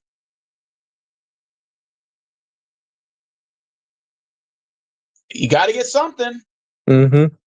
And OU's playing for the field goal. I don't know, man. I think if you're OU, you We need play a too touchdown, to be conservative on that honest. drive. Why? I mean, I get it. They don't want to give Texas the ball with so much time. I get the mentality there. But you can't I think it's let's because we get trust our 3. You got to defense. think, let's get a touchdown here, man. Mm-hmm. I get it. I get why they melted that clock down, because they're like, well, last thing we need to do is put Texas in a situation where it's, 3rd and long and they got 2 timeouts to preserve. I get it, but at the same time, come on, man. I mean, I gotta agree with you. Like, You got to go at for the least touchdown, man. at You least got to throw attempt that to get a deep, man. touchdown. At least try to. You know. Attempt to. You had plenty of time Mm-hmm. to even advance the ball inside the 20, and you never know from there. You're inside the 20, you got a chance to score. I think our head coach is trying to play safe, and plus, I think he trusts our defense. All right, it's 3rd and 2. OU's lining up, looks like I formation. They're down at the 30, almost 30. They got to get to the Texas 28 and a half. Mm-hmm. So 2 yards. 3rd and 2. Texas rush 4. Mateer throws it off. And it's intercepted. Damn. Now he wants to throw deep to the end zone. Dude, what are you doing? What kind of play call is that? What are you doing? You got to think, if you're the head coach of Oklahoma, if there's any hair left on his head, it's gone. You can't sit there and say, you know what, we're going to play ultra conservative on 3rd and 2. We're in field goal range. Now you just throw it. Now we want to throw deep to the end zone, risking taking all the time off, and then just only going Just to be a frustrating. turnover. That is coaching right there. That is the dumbest shit I've ever seen from Oklahoma, ever, is to do something stupid like that. You just blew 3 points. Mm-hmm. In a game that it's hard to get points, but it is halftime right now. It is halftime. So let's go ahead and make that known. Did you watch that? Did I watch that? Yeah. Okay, so you did. You know what I'm talking about, right? Yeah, I know what you're talking about. Yeah. Okay, so there's 50-something seconds left. Let's just get through the logic of this. It's 57 seconds left. You have the ball going inside the 50, or you're inside the 30. You had at least OU's melting 7 this clock plays down. It's or like 8. you're playing for the 3 only to try to go for 7 with 10 seconds left. That makes absolutely no sense. No sense. That makes no sense. Maybe they were trying to. They're trying to throw the defense off, but again, yeah. Why risk it with 10 seconds left? And then let's say there's no interception, but there's no catch, but the clock hits 0. Mm-hmm. Now you don't have a field goal at all. Either way, it's risky. Yeah. It's risky. It is risky. I would have just gone for the field goal. Well, no, I mean, you got 10 seconds left. Yeah. I'm thinking you try to advance the ball. I mean, get like you said, if they were trying to get that touchdown more manageable from the get-go, then yeah, then I could see why they would have done it like that. It's 3rd and 2 on the 32. Why are you not trying to advance the ball? If you're playing for the field goal, that's why you took all that time off to play for the field goal. Mm-hmm. Don't you try to get the short yardage so that your field goal kicker is a little bit closer? To me, that seems like that's a boneheaded play call right there. Exactly. Oklahoma got too cocky, and they're getting – and the problem with OU in this game is from the offensive side of the play calling, they're getting a little too cocky. And they're like, They're forgetting that Texas is still going to play them heads up. Mm-hmm. You're getting too cocky. It's like the score's not that far from each other for you to be getting that cocky, that arrogant. I mean, like Texas offense, like you guys been playing decent. And there's one thing I wanted to point out between both sides of this offense. You guys have zero turnovers. We have 2. Yeah. And That's a y'all are big still difference. up. Y'all are still up 3, which goes to show you your defense is fucking balling. Mm-hmm. And I give credit, your offense is gelling too, but your defense is fucking balling. You guys got a championship defense. That shit is scary. Not only if that can translate to the offensive side of the ball, you guys should be beating us, honestly, like 23-3 at halftime. I think minimum you guys left at least 10 points off the board. Mm-hmm. It should be 16-3 OU at halftime. I just think you cannot get careless. That play right there was just a careless, boneheaded play call. Yep. I don't know who calls the plays. Your head coach, your offensive coordinator. No, whoever. it's not a haircut. It's our OC. He's new. Okay, so your OC drew up that play. To me, that was pointless. Going from number 2 to out of college is unacceptable. Absolutely. He's referring to Penn State's loss to UCLA. That was an ugly loss. But shit, if you're Florida State, I mean, you drop down to Virginia, then you lose last week, then you lose this week to an unranked team. If you're Florida State, I think you got a little something to be upset about. Not to discredit Penn State's loss to UCLA is irrelevant, but to say, hey, you know, that was a nasty loss, you know, for UCLA. I mean, for Penn State. You know, Florida State was also been a complete disaster this year. Texas, another one. Florida. Who else? Does this win more I mean, does this game, who needs to win more, OU or Texas? I think at this point, it probably Oklahoma. You know, they got blown out last year by us. Their last 2 losses to us were blowouts. They scored 3 points in their last 2 losses to us. Yep, I think if and you're I Texas, would agree. you already got 2 losses. You really have nothing to lose Mm-hmm. in this game. It's just if you lose, you're pretty much you're not going to get in the top playoff spot, most likely. It's not the stake in the fork. It's not the fork in the season until Texas probably gets a 4th loss. And I only say that is because it's possible a 12th seed maybe could get a 3 loss. Just depends on how the rest of the schedule plays. But if Texas loses 4 more, no, you're playing for New Year's Six Bowl. But again, this game is more for OU. It means more for OU to win than for us to lose. This game right here is definitely going to tell if OU is definitely a premier top team, especially when it comes to in the comparison to their 2011 stretch. Absolutely. And let me remind you, like in that season, we lost 2 games. We lost to Texas A&M. We lost to Missouri. If we In didn't lose 2011? those games, Oh, okay.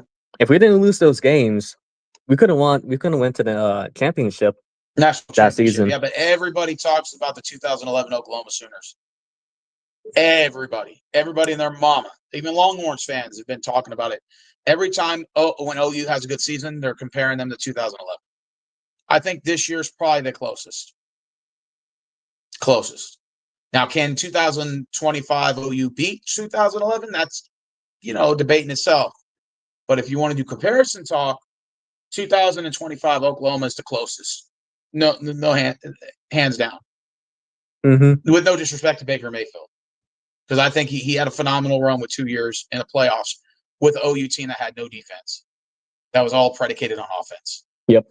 And to be fair, for Baker Mayfield to take Oklahoma to a top 4 is a record in itself. But back then, 2011, Oklahoma didn't have a top 4 to make it. So you can make the comparison that it was 2 different times where there was no playoff system versus a playoff system. If we still had the BCS, would OU have made it?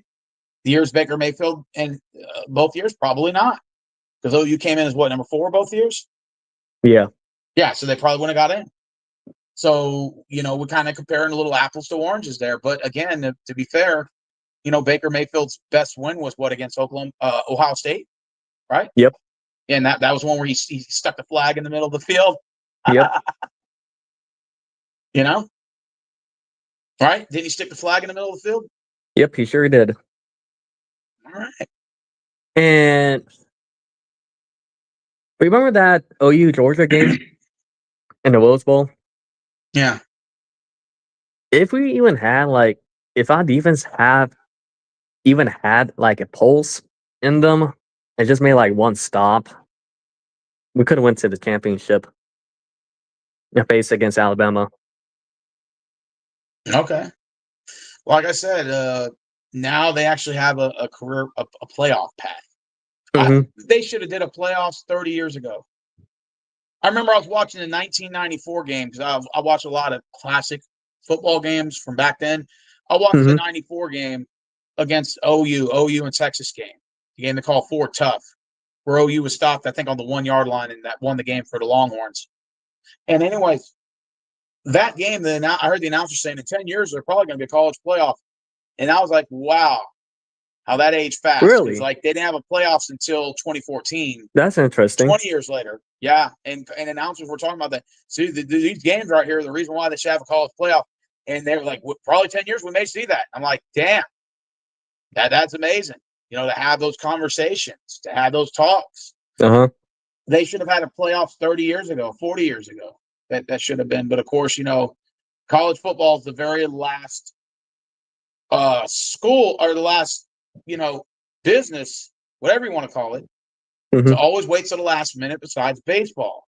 You know, baseball and college football are always last to do things.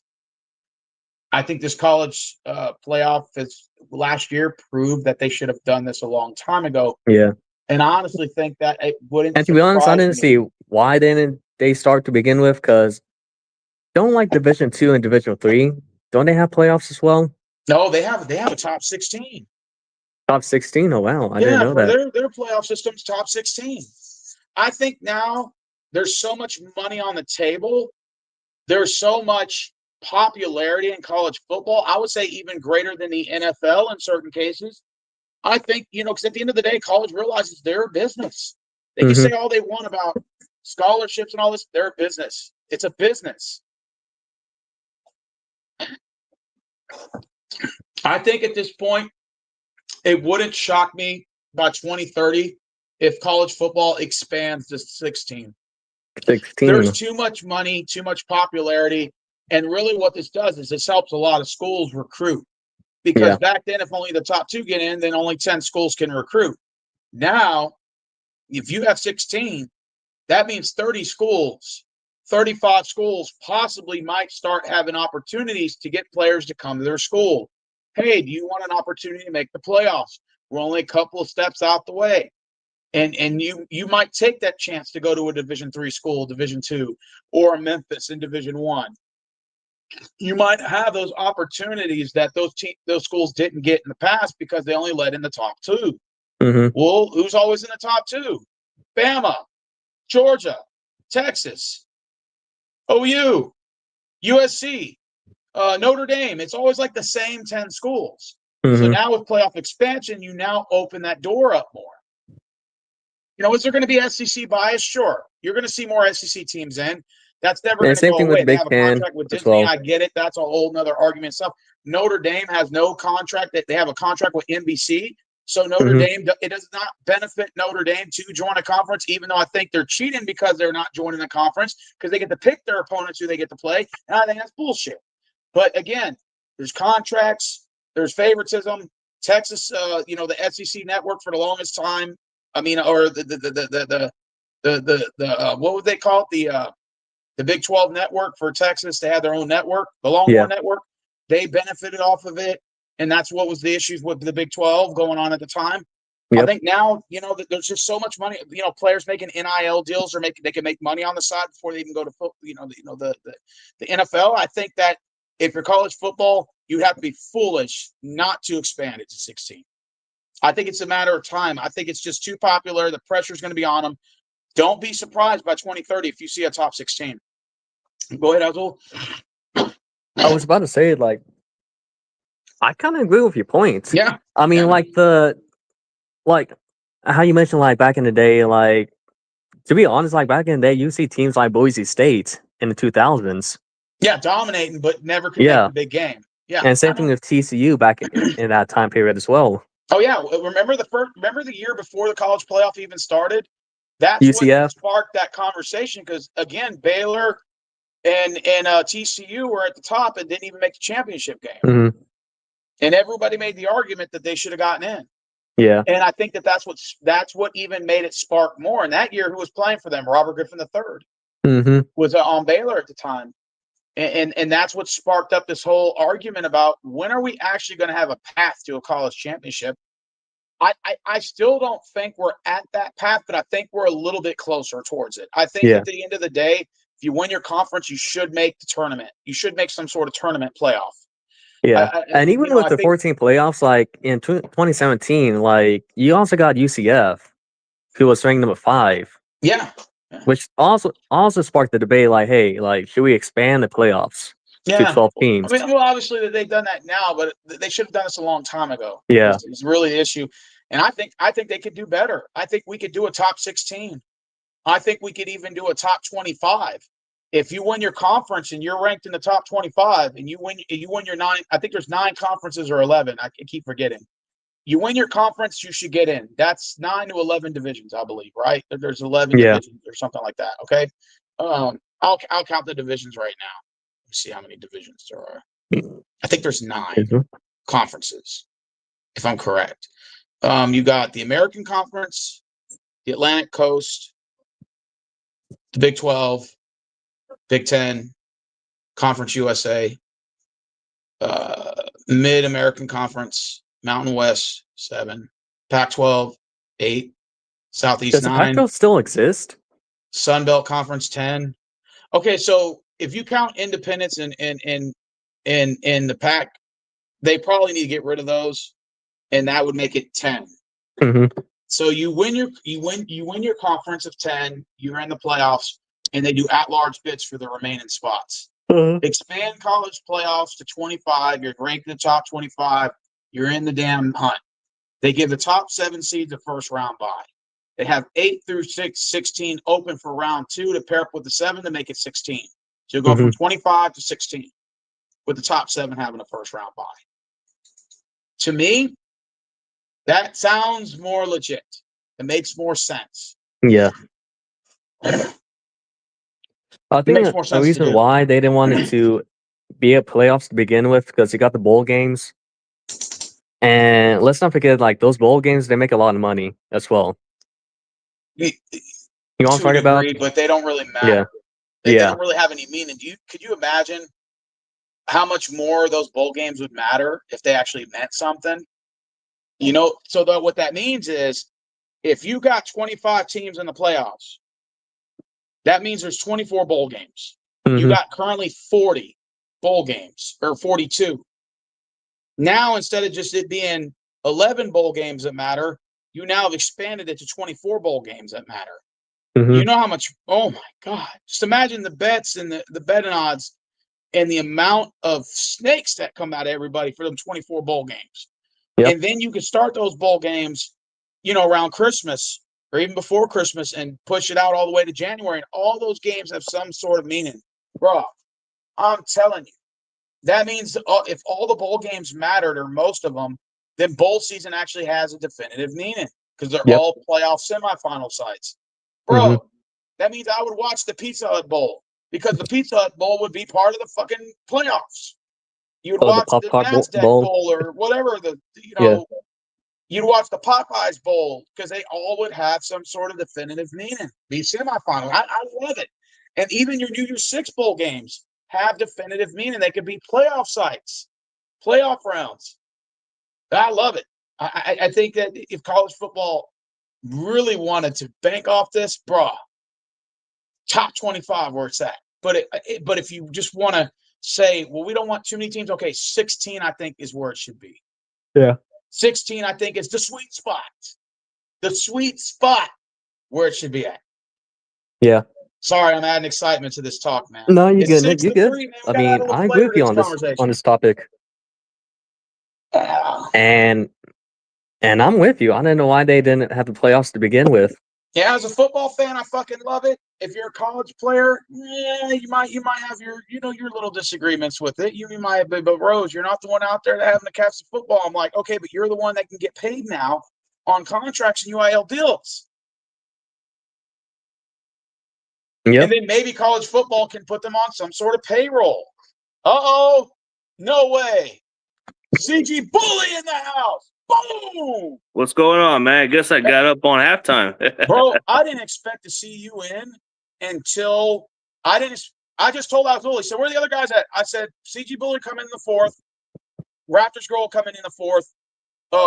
Young Link was in earlier, but his phone kept messing up. And I said, what's going on, man? Where you at? He said, oh, I'm at Walmart. I'm like, dude, finish your shopping, come back home. The game will still be on. It'll still, because he's a Michigan fan. And we were talking Michigan football, him and Azul were talking about that game. But yeah, what an exciting first half. You watched the game? How's it going, CG? I didn't get a chance to see the rest of it, man, because I just got up from sleeping. Well, it's been predominantly mostly just a time of possession game. It's been an all defensive game. So low score game. I see that at 6-3, so it's a very low score game. Well, Mateer got 2 turnovers. Texas has been stopped multiple times on 3 and outs, and we missed a field goal. So if you want to count that as a turnover, that kind of justifies it. Yeah. This game is a battle of points. OU had the ball down on the Texas 32, needed 2 yards with 10 seconds to go. I'm thinking with one timeout, OU's going to run the ball or try to advance it somewhat to get a better field goal kick. Instead, the offensive coordinator, I guess, because that's what Azul told me, he's a playmaker, he calls the plays, decided to throw a quarterback bomb down in the end zone and threw a second interception. And I'm like, what are you doing? Why are you not taking the 3 in a game where you need points? You got to take what you can get. Sorry. I think costed OU 3 points. Yeah, I guess we're too gutsy a little bit. Yeah, what's up, man? My bad, didn't hear you. I think Oklahoma in this game, I know you didn't watch the first half.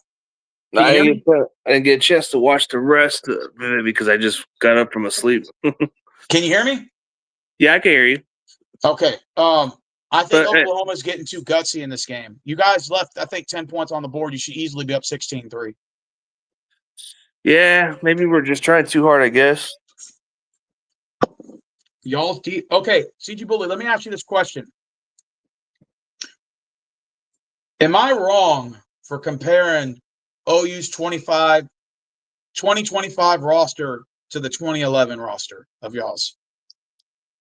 2011 roster. Yeah, the 2011 OU roster. Everybody talks about the 2011 OU Sooners. How y'all were dominant on defense, dominant on offense. There was there was a lot of difference of it. Like, like when the offense was pretty solid, the defense was pretty good. But I think that at a different time, man. Because there was no college playoff. There was no college playoffs. But when you have like, but you had DeMarco Murray on that team. DeMarco Murray was. Did y'all have? I think we had Landry Jones at quarterback. We had Landry Jones and I think Kenny Stills as well. Yeah, Kenny Stills. Yeah, Kenny Stills. Kenny Stills was still like the receiver we had, but I remember we had Landry Jones out there, Sam Bradford, so that's what it was. Mm-hmm. Yeah, like it was a different time, but Murray was like the all-purpose running back that we had, and then we had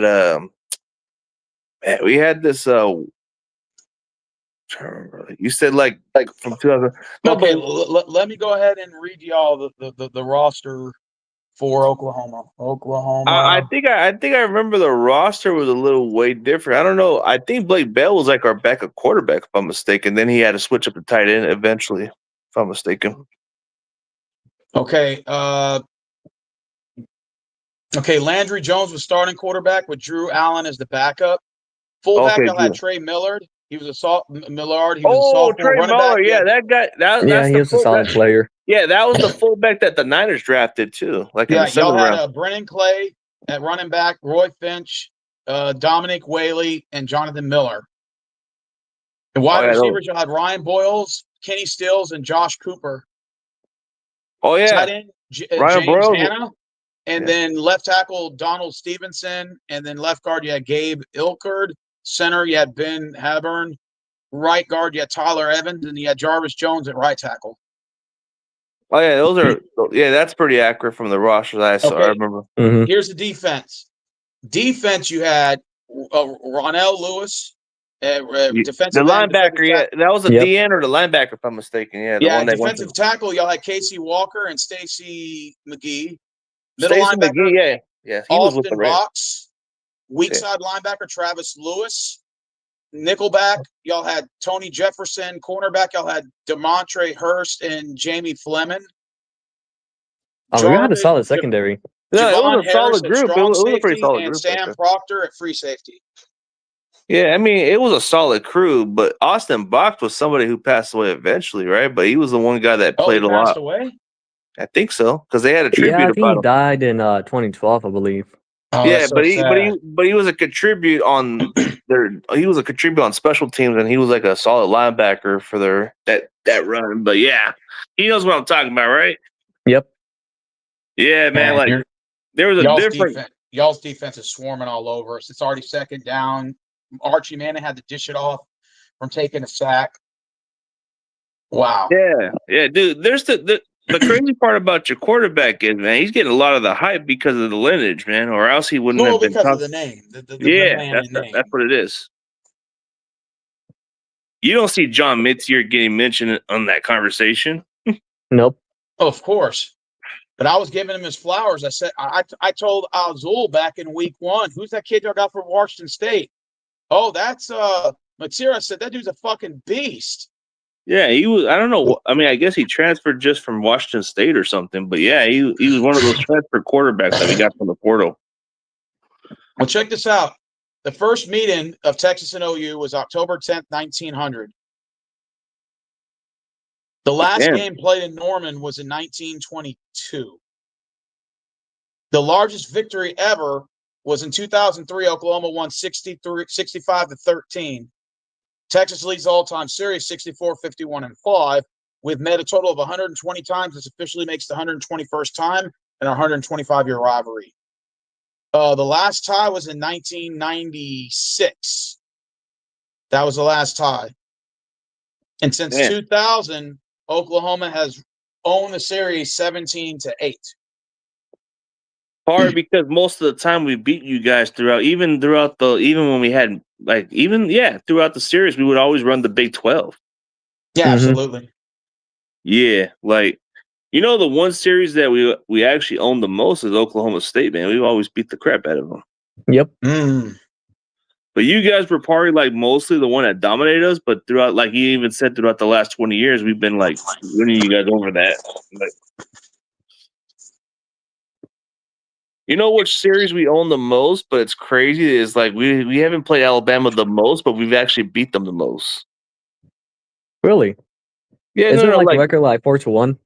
Yeah, 4-1. See, that's the crazy part. Like, even though in that playoffs we lost that one time, but the majority of the time we played Alabama, we beat them. So it wouldn't be a shocker if we just beat them again. But I think the only difference is they're more. It's going to be a different team. But South Carolina is probably going to be our toughest task, I think. You say South Carolina? I think that'll be a trap game. Yeah, it's more of a trap, but they play us tough a little bit. But then Ole Miss is going to be a good one. But no, absolutely, that's going to be a good game. CG, I say Tennessee will be our first loss. Oh, Tennessee for sure is legit, bro. But it's like I don't know how we're going to keep up with this team. I mean, you got LSU, another good one too, so that's going to be a tough one. No, and let me remind you of that. We also had to go to Alabama as well. Yeah, Alabama definitely going to be tough, but Missouri, like they're no joke as well. I mean, they're pretty good. Missouri is more like a team that people we got to take seriously too. So it's like, I don't know, they're just good. Like there's just something about Missouri that comes out of nowhere. But then you look at, like, if you look at how Texas was playing, man, they were playing like, I mean, how the hell do you let UTEP play that close of a game? Sheesh. Like I was just looking at the scoreboard like weeks ago, man. I'm like, how the hell does Texas play close to UTEP in that game, man? Yeah, that shit was fun. Yeah, we look terrible this year. I'm not going to lie to you, defense and offensive wise, we look terrible, dude. I mean, I can understand if you guys lost to Ohio State because it was a good team, but man, it's not exactly what everybody says. But when we beat Michigan, it wasn't that bad. Damn. Right now, we got the ball on OU 40. We just got to get a yard. We're going to run it real quick here, and we're going to get the first down plus more as we're down at the OU 31. Yeah, you guys are doing good on this drive. I think, like you said, we're going too aggressive, which is insane. Yeah. Well, like I said, this game is far from over. Like I said, we're just in the beginning touches of the second half. Low scoring first half, 9 points combined total. Oh, Texas just hiked the ball and so we got missed about out 4 yards on the carry. It's not too bad. So we missed out on 10 points, is what you're saying, because it would have been. I think y'all probably left at least a minimum of 6 on the board. Should have been a field goal before halftime. It should be 9-3, at least minimum. Yeah, Mateer, man. I guess he went too gutsy on that. I think it was the play calling on that one. That was the play call. He's a gutsy quarterback, but he's very mobile too. So it's like, yeah, it was the play calling. You don't sit there and try to throw a bomb in the end zone with 10 seconds left on a 3rd and 2 when you got a timeout left and you're trying to fight for points. Even though they allowed 40, 50 seconds off the clock just to get it to 10, to not give Texas the ball back, only for you to throw. You're playing. Obviously, they're playing for the field goal, but why would you risk throwing the ball down the field? You're down at the 30 yards with 10 seconds left, and then risking losing all that time too. Even if, let's say, it was an incomplete, it's just risky. It's risky. First down for Texas. Now they're inside the red zone, and that's going to be a first down. And Texas is moving the ball up the field. Wow, great pass protection on that. Hey, CG, what I don't like about Mateer is that, yes, I mean, he's a decent QB, but he turns the ball over like every single game. Like he kind of gets too aggressive. Like he's a like you like that he throws the ball like in a way like he'll take chances, but it's like risky. But one thing you'll like about him, after he makes that mistake, the next series he'll bounce back. Yeah, that's true. Uh-oh. And Texas got the ball now at the 11. So they got about 3 yards there. It's going to be about 2nd and 7. Now can OU hold Texas to 3?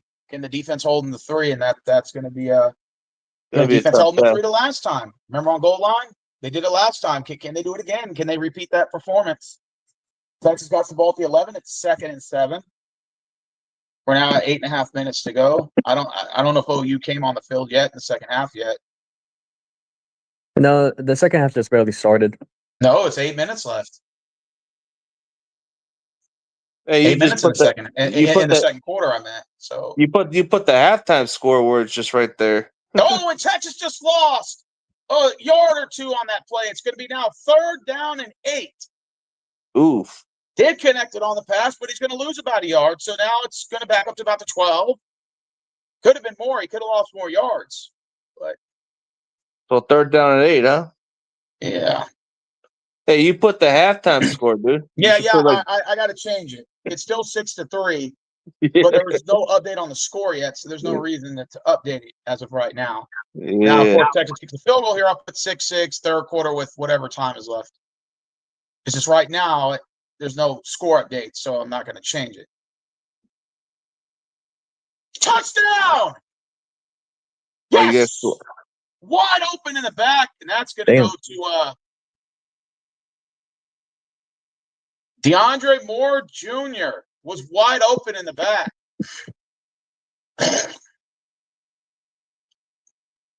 Finally, the first touchdown was scored. Yeah, you guys are capitalizing, man. We got to stop shooting ourselves in the foot on this. Like I said, it's not over yet. No, we just got to keep on going with this one. I mean, yeah, we low score, but if the offense can't get going, bro, it could be one of those games.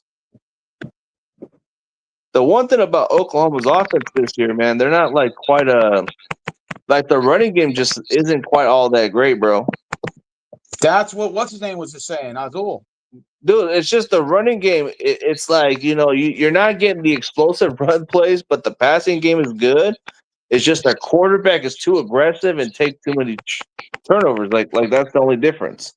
Hey, but CG, we've actually been winning the ball pretty good this game. We've been running the ball pretty well, but I mean, during the previous games, we just haven't been really good. Oh yeah, that's true. That's true. That's what it was when I seen a couple of those other games, even that Michigan game, bro. We weren't quite a good runner in those games. Yeah. But if we can start a running game like we did against Texas, if we can control the time of possession and get a touchdown off that scoreboard, then that'd be good. Yeah. I don't know I what think Texas just took about almost 9 minutes off the clock. I don't think OU did get a possession yet in the second half. Or second half yet. So this will be their first possession of the third quarter. Man, Texas took as much time as they could. The score should at least be 10-9. Like I said, I think OU left 3 points on the board before half. In a game you're fighting for points, got to get those points. Sometimes teams want to take chances, man. They don't want to be like taking field goals, but I get it. Take what you can get or something. Take what you can get. Yeah. I personally think OU left 10 points on the board. I think it should have been up 16-3 at halftime. There's a lot of stuff we see on the board, but like man, that's crazy what happened the other week, man. Your Texans beat the brakes out of the Baltimore Ravens. Well, remember, what's his name didn't play either. Lamar Jackson. They were injured. Yeah, they were injured. Yeah. And again, I'm not trying to flex, but I really just feel like we only won because Lamar didn't play. It would have been a different game, huh? I believe so. I mean, dude, Cooper Rush looked like shit in that game. Cooper Rush did not look like the Cowboys version. Oh no! Because the one that came from Dallas, man, he was the one that kept it afloat when Dak was out for a while. He was beasting, but he's not with Baltimore. I don't know if it's true. They might get Tyler Snoop back or whatever, Tyler Huntley, whatever his name is. Hey guys, I'm going to mute my mic. I'll be back. Yeah, okay. Take your time, bro. And like I said, you don't have to be on the whole show. Like I said, you can come in and off as you want. I know Raptors girl. I sent her the link, and I told her to come in the fourth quarter, like 5 minutes left, just shoot the shit. Yeah, she said she was. So. Yeah, I'll probably just come back and forth a little bit, but I gotta get. Yeah. So, like, let's say you want to sleep for another hour and come back at the fourth. I don't care. I'm still going to be on. Azul's still going to be on. I'm still going to be on. The show still. And then a young Link came on earlier, but he had to go to Walmart, and I said, "Hey, dude, just come on later. Come on about fourth quarter-ish, bro." Yeah, wanted to get me something to eat, but I'll probably chill. No, man, go get something to eat. Where you got to go eat at? No, it's right here in my house. I'm just gonna cook me something over there. Oh, go. You want to go cook and then come back on later? Yeah, I'll just come right back, man. Yeah. Or you want to mute, or you just want to come back later? I'll come right back, man. Okay, all right. See you later. And there we go, back down to 2. Well, I appreciate CG Bully dropping by. Definitely appreciate him. His company is always welcome. I'm staying on this whole time. I don't care if it's just me. I don't give a shit.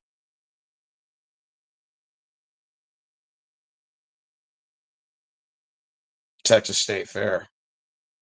It looks packed, but of course, because it's the Red Rivalry shootout. I've been hearing rumors that the State Fair sucked this year. I ain't taking out no damn loan to go to no damn game. Hell nah.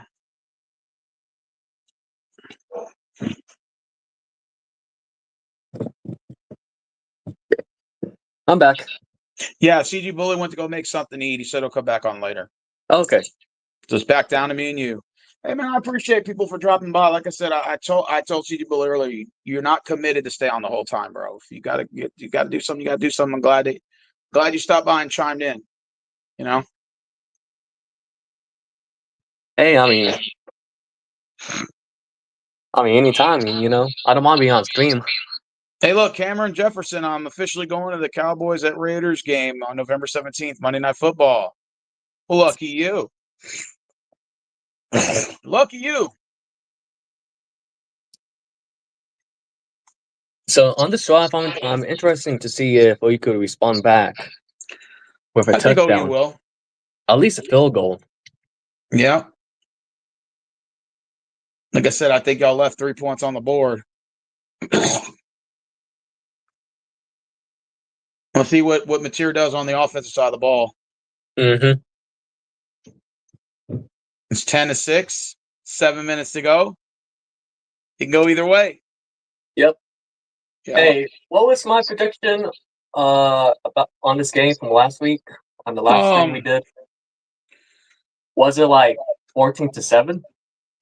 Nah, you didn't say no 14-7. I think you said like 24-20 or some shit like that.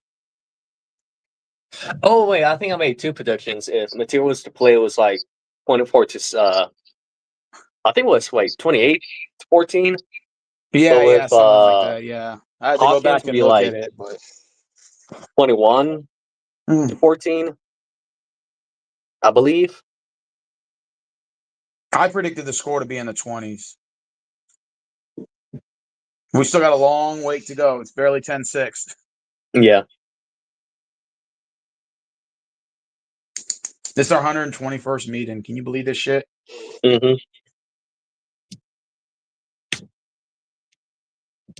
We were nowhere even thought of being born.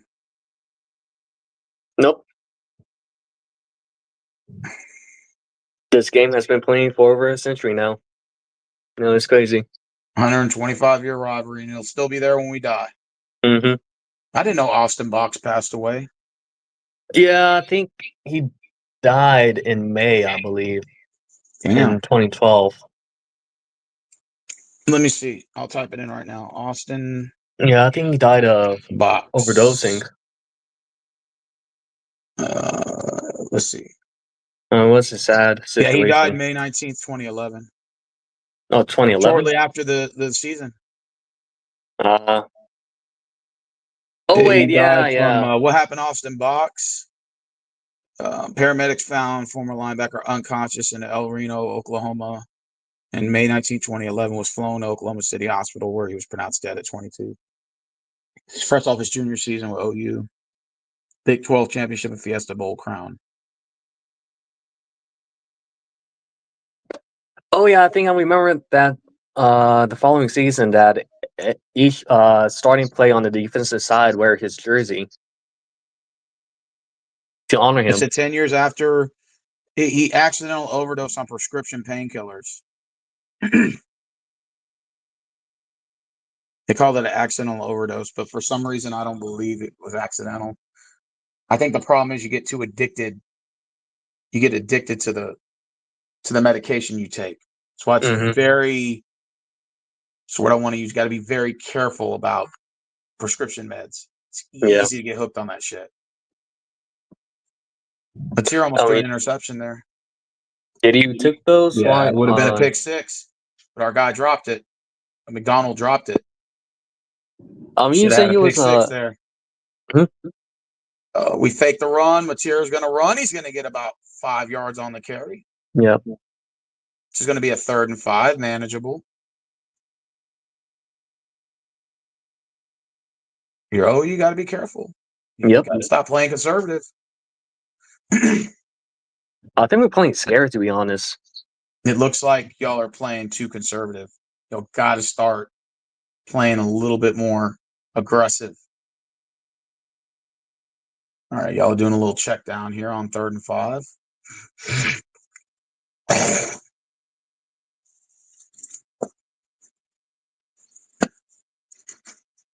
They got to hurry and hike it. Texas only rushes 3 guys. And it's incomplete. 4th down. Damn, Texas only rushes 3 guys. That was a horrible pass. Texas is going to get it back. 4th and 5. Then looks like not a good way to start the second half. Punt. Not a good way. And remember, y'all talked about the run game earlier. Mm-hmm. You were saying that. You said that this team has a horrible run game, and CG Bully was just literally talking about that. Literally just talking about it's true. We had our run game is not good at all. I'm surprised we're doing pretty good in this game, to be honest with you.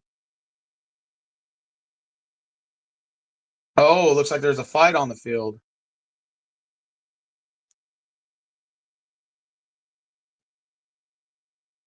Hey, it's a rivalry game.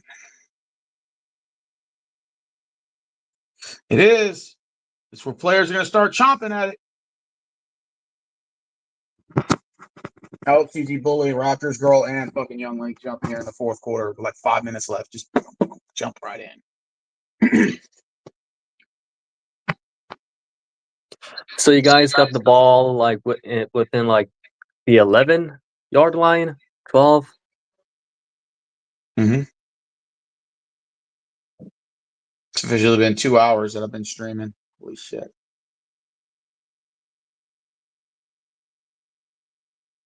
$6:42 left.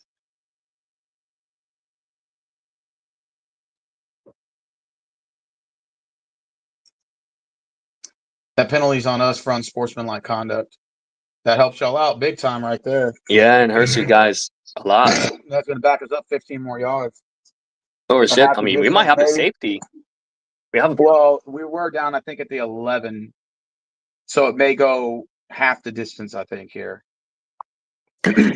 I mean, as an OU fan, like in this scenario, I mean, you will want a safety if possible. That or try to make it to where you keep us somewhere beyond the 10-yard line, and Yeah, that way you get an easy punt. Maybe it'll give you good fieldage coming the other way. yeah. Yeah, so this is where your defense is definitely going to have to make some key stops here. But yeah, that's definitely going to hurt us right there in regards to the I mean, you unsportsmanlike guys got to be conduct. careful on offense. I mean, Mm-hmm. you guys got to make sure you don't make any mistakes. Mm-hmm. Yeah, Austin Cox. Wow, he was a junior, so he probably would have went to the NFL. Mm-hmm. Yeah, he died May 19th, 2011. So really, he died he was on the 2011 Oklahoma Sooners. Okay, never mind. Okay.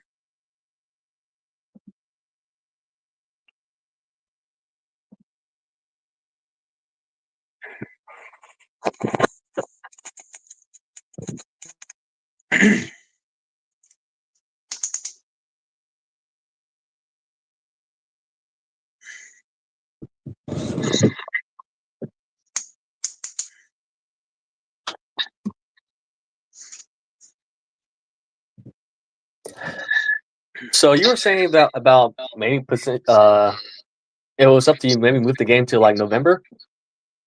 I think that they're talking about schedule in the future scheduling later games for Texas and OU, and I think it's a great idea. I think it adds to the excitement in regards to the rivalry. I think it enhances it. Let's see how the cold weather game goes. Yeah. I wouldn't mind. What about like Thanksgiving? Oh, you think that'd be like that might be like too That late? would be great. Like, I'm all for it. Since like most of the rivalry games happen on Thanksgiving, why not OU Texas? Well, let's see. Well, Texas versus Oh wait, never mind. You guys got Texas A&M, so I don't think that Oklahoma. would work out. Oklahoma ever play in November. Let's see.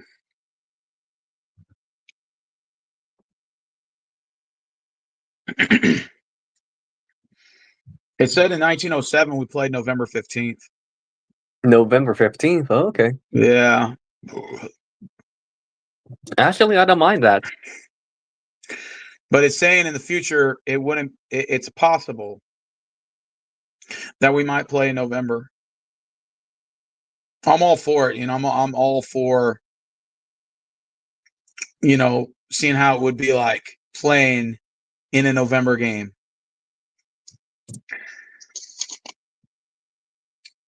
Let's see. Right now, Indiana's beating Oregon 13-10. What a win that would be for Indiana. Big statement game if they can get that dub and jump over Indiana. Jump over Oregon if they get that win. They're up 13-10. What a game that is. I like to see a little underdogs. See some underdog wins, right? Mm-hmm. Georgia Tech's ranked 13, 5-0. They're having a good season this year. Yeah. Notre Dame is 16 at 3-2. Honestly, I could see them, maybe sneaking into the playoffs. All right, Texas is down at the 6. They're going to run on the first play, and they're going to get to about the 7.5 yard line. Second down and about 9. Now it's going to come down to that OU defense. are they going to be able to pin Texas back, force Texas to kick that field goal, and then get the ball back and then score? This is going to be interesting. How can that OU defense hold? Now, OU is going on a while without scoring in the end zone, right? Mm-hmm. We talk about end zone touchdowns or touchdowns in general, and OU has yet to got a touchdown. Texas at least got to one so far. Not saying it's, they're going to win. But, and that is an incomplete pass. It's going to be foul. I want to add something here that even though our defense is great, we don't force a lot of turnovers. I think we only have like 2 turnovers this year. What? Oh man, he just knocked that pass right out of Nelson's hands. I thought that was a catch. And I know that we will get some, later on this season.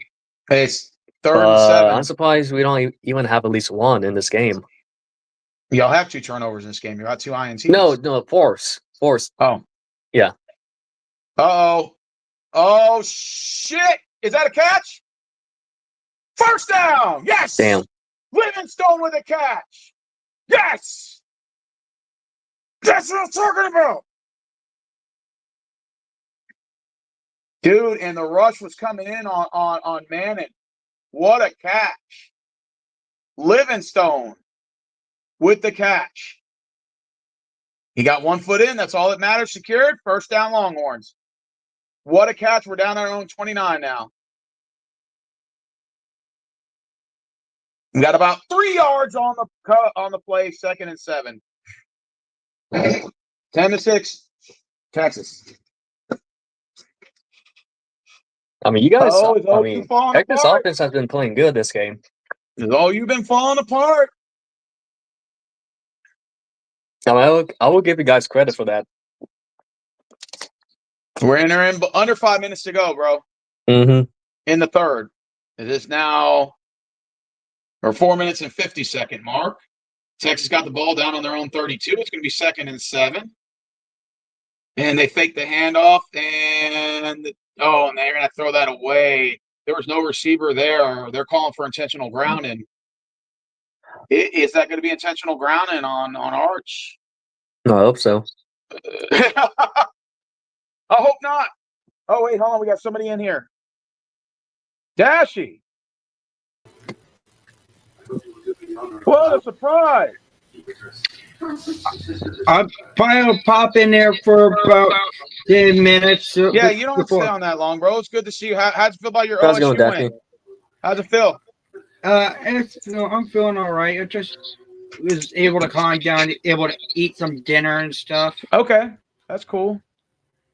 Right now it's 10-6 Texas, and it's missed tackle there. First down and more. Run. First down. Down to Oklahoma territory. It's the Red River Rivalry. Yeah. Don't worry, I won't film you. Yeah. Okay. I know there were fights between Texas and Oklahoma before the game too. Tell them it's $30 to get in.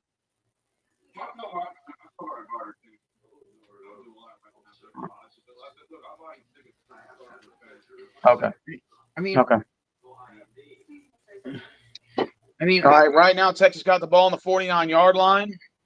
It's 1st and 10. We're going to hand the ball off up the middle. We're going to get about 6 yards on the play. Cute cat, by the way, Dashy. Thank you. 3:40 to go. It's 2nd and 5.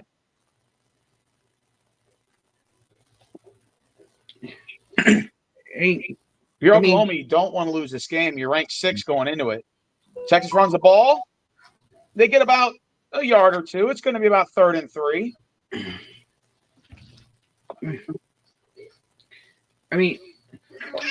Texas, if you're Texas, you got to win this game to get back on track. You get a chance for the bowl game. If you're Oklahoma, you can't lose this game. Yeah, you got it. Yeah, you absolutely. There's a lot of meaning for both teams here. And I agree. In OU's case, the head coach, Britt Venables, if he goes 1-3 against Texas, it's going to be a bad look on him.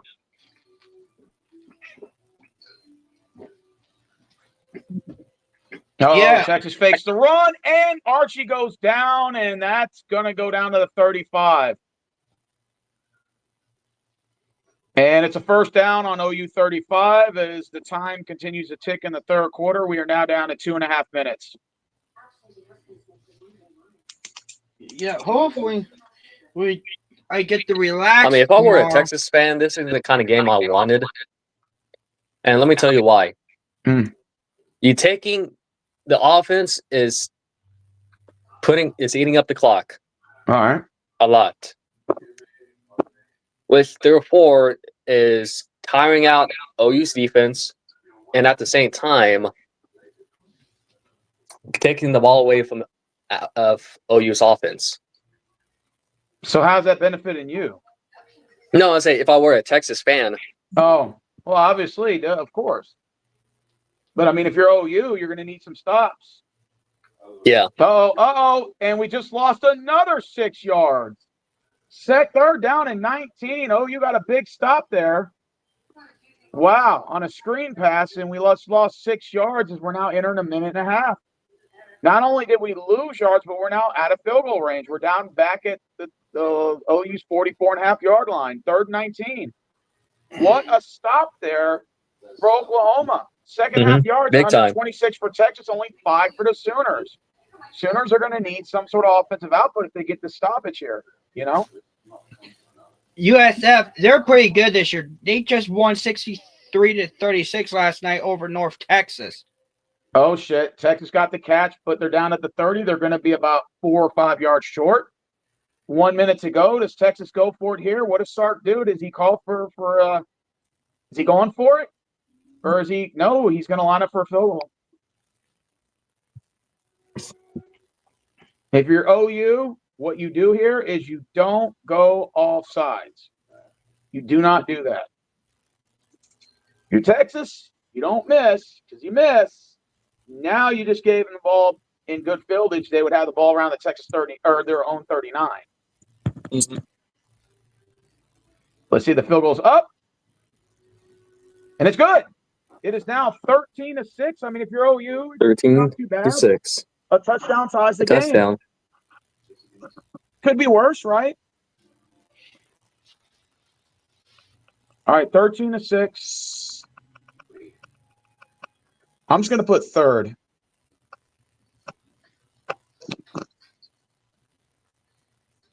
All right. 13-6 third quarter.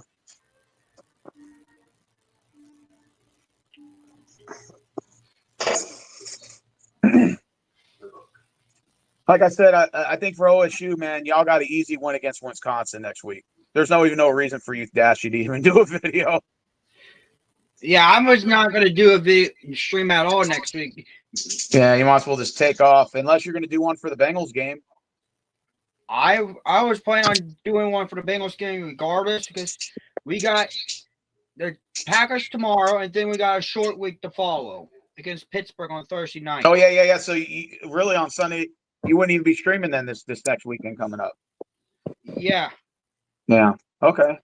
I might jump in on your Pittsburgh stream if you. Well, it'll be a Thursday. I'm off that day. I might jump in for a little bit.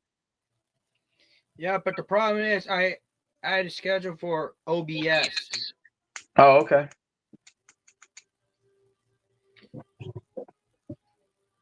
All right, 31 seconds left in the third. Oklahoma has the ball. And I already done scheduled my pick show for Tuesday and my other show, The Dash Attack, for Wednesday. I got a big topic to talk about on Wednesday. Okay. This topic is about players fumbling at the 1 yard line short of the goal line before scoring a touchdown of their opponents. Opponents' 1 yard line before scoring a touchdown. All right. Premature celebrations and fumbling prematurely. All right, Oklahoma's down on their own 25. They fake the run. They get the pass off. They're not only going to they're actually going to get to the 46-yard line. They got 21 yards on that play. I mean, this is a drive that you got to score some. Was that Blaylock on the catch? Number 4? Was that Blaylock, number 4? No, that's Burks. Yeah, it's Burks. Burks I was on the about to catch. say. Yeah, Burks on the catch. Well, it's going to go to the end of the third. OU's down on their own 46. That was an amazing catch there. And congratulations, guys. We're now officially fourth quarter.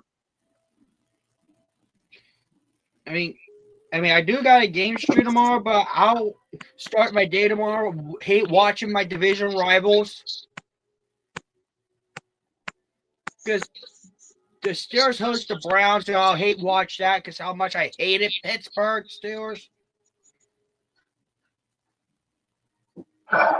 We're officially in the fourth quarter, guys. And then I'll stream my game doing it.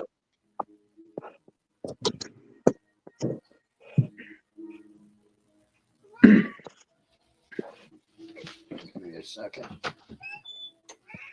Hey, Azul, who does OU play after today?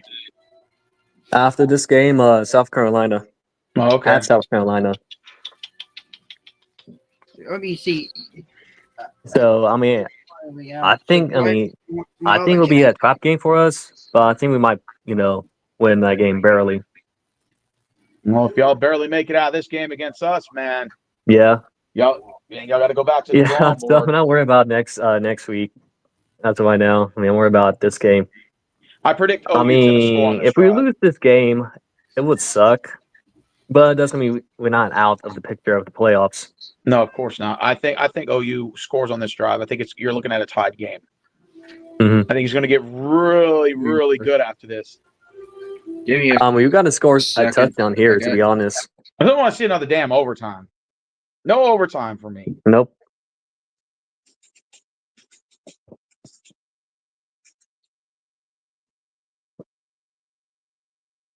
Athletic Dashy, somebody came out, some sock account came in with, they copied my profile and my name. And it was basically, they were like, oh, this is Dashy, the Browns fan. And I knew right away who that sock account was. Want to take a wild guess? Hello? Sorry, I was hearing my cat meowing, so Somebody came in with the sock account of me. Like they copied my avatar, my YouTube name. I kicked them out. And the way that they gave it away when they put this is Dashy, or this Athletic Dashy Browns fan. And I knew right away who that was. It was probably one of my haters. No, I know who it is. You Was want to it? know who it is? Who was it? Unknown. Oh God. Unknown. He has a lot of sock accounts because I talked to some YouTubers last night from the Trash Talk Circle, and they were giving me names of all the people that troll on the internet. And, let me find out. It's some of them that I know that I'm cool with, because if not, I'm going to have to block them. Like they told me it was Nuzdar, Unknown, Brandon Rogers, and they named a couple other names too that I don't want to say on here. But me and Brandon Rogers were cool, but if he's doing that dumb trolling shit, he's going to get blocked. And I don't want to do that to him because he's in my pick'em league. But if he's going to be doing some dumb shit like that, he's going to be getting banned. And they were telling me most of the time it's Nozdar, like 95% of the time. But they were telling me that Brandon Rogers also does it too, and that Unknown has multiple sock accounts and he's doing the same thing. I've never had any beef with Unknown, but if he's doing it, he's going to get blocked too. Yeah. That's why I blocked so many sock accounts, because I know who it was. That's why they know when to stop. Yeah, I know it's Unknown because that's fucking with you. Because when he commented on mine, he says the same shit on yours. And he will say it under his regular account. And then a sock account will come up and he'll say the exact same thing that he just said, literally just said. So I'm like, yeah, that's Unknown. And so I know how he fucks with you in the trolling. So when he came in there with my account and said he said the exact same thing he says to you on yours. I'm like, oh, that's Unknown. I know that's him. The Packers fan I know that account is him. So I went and blocked it. All right. So Ravens for the first 5 games have given out 177 points. Guess All how right, many? Oklahoma has the ball, and they fake the run, and they're going to run with their quarterback. They not only advance the ball, but wow, they're going to go all the way down to the 15-yard line. There's going to be a flag on the play, and it looks like that's going to go against Texas for a late push out of bounds. If that is the case, that's going to go around the 7. Hey, Dashy, how do you feel about your Buckeyes? I mean, you guys are in the camps. Yeah, we're 6-0, but at the same time, we there. I mean, but at the same time, I have issues with these idiots from Ann Arbor saying Mhm. try to troll us, and they know not to troll us. Our only struggle win this season came against Washington. And we struggled to put them away the entire game. Yeah. All right. Hey, But Dashy, I mean, haven't that play Michigan went beat back on y'all you the guys. last 5 years in a row? Repeat the question. Am I correct on that, Dashy? Oh, last 5 years in a row. Yeah, haven't Michigan beat Ohio State the last 4 years or 5 years? Last 4 years. The last 4 years, okay. Uh-oh, y'all just threw another pick. That pass was deflected. It wasn't Mateer's fault, but it's still a turnover. Damn. Texas got it. That's They going to would have cost us the actually game. had the ball inside the Texas 14 until a holding those call was called on turnovers, number dude. 86 for the Sooners, which backed the ball up, and now there's a turnover and 3 turnovers for Oklahoma. Actually, I saw there was holding against OU on the play. So, like I said, the Ravens allowed 177 points total points this season. Guess how many points per game allowed per game that is?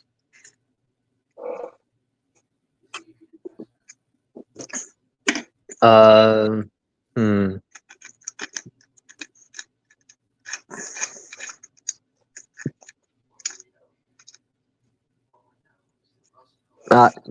have no clue.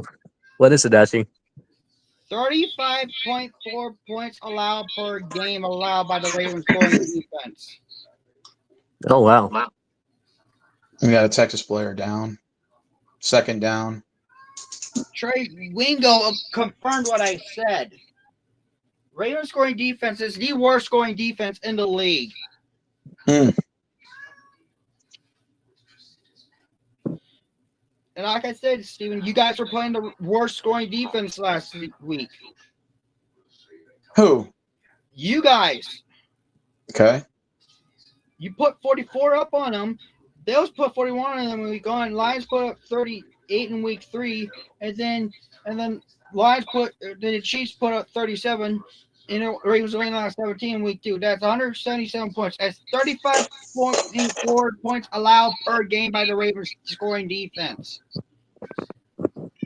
Well, to be fair, again, Lamar Jackson didn't play. He played 4 of those 5 games. Yeah, but still, if he would have played in that game, I don't think we would have won 41-10. To be fair, 44-10. Yeah, but still, but I would have trusted y'all more than I did that if that Ravens scoring defense, because your scoring defense is much better than the Ravens. Yeah, but they also have no offense without Lamar. You know? Yeah. All right, 3rd and 7, Texas down on the OU 41. We got to get a stop here. Yeah, and y'all do 4th down on the 37. Yes. We got 4 yards. Y'all, I mean, the Ravens, I know they're going to miss the playoffs this year. I know that for the fact, because you don't come back for starting 1-4. All right, we're going for it. 4 down territory, 4th and 4, 12 oh, minutes wow. left. I think they just want to draw off sides. To be honest. 4 down territory. I mean, it's gutsy. I mean, we were in 4 down territory. Illinois went have 4 down territory against us earlier today, and they convert on multiple times today, and we did not attempt a single 4th down play. 4th and 4, guys. 11:38 to go. Well, I think that's different because I didn't saw the game, but I saw the score. I mean, maybe like Was the score box score close, or was it like was Ohio State had like a comfortable lead in that game? We had a comparable lead until You see, Illinois that's different. scored late, and they made it 34-16. Got a garbage time touchdown. If they would have went for 2 there, we would have been up by 16. And if Illinois would have scored again, it would have been up by 1 possession, which would not have been nice. It's also the first time all season we gave up more than 9 points in a game this season. Indiana's up 20-13. It's going to be into the third quarter. Oh wow! I didn't watch, but I know Indiana's head coach was livid for one of the plays. All right, we are lining up for the 56-yard field goal on 4th and 4. 56. Okay. Yeah, 56-yarder. Let's see. And it's up. And it's good. Damn. No, So- it's Go ahead. off. It's off. It hit the goalpost. Yes. And OU's going to get the ball back in good fielded. Despite the turnovers, can Oklahoma capitalize on this next drive? Hey, Steven, so I do watch some of like old OU games, like back in the day. I think it was like one game between like the 2000 and 2004 stretch that we had this QB named Matt Hibble, and we were facing y'all, and I think he threw like 4 picks in the game, but we still beat y'all by like at least 2 touchdowns. So So I'm not saying like this might happen again, but considering like how close the game is, I mean, I'm surprised we still have a shot.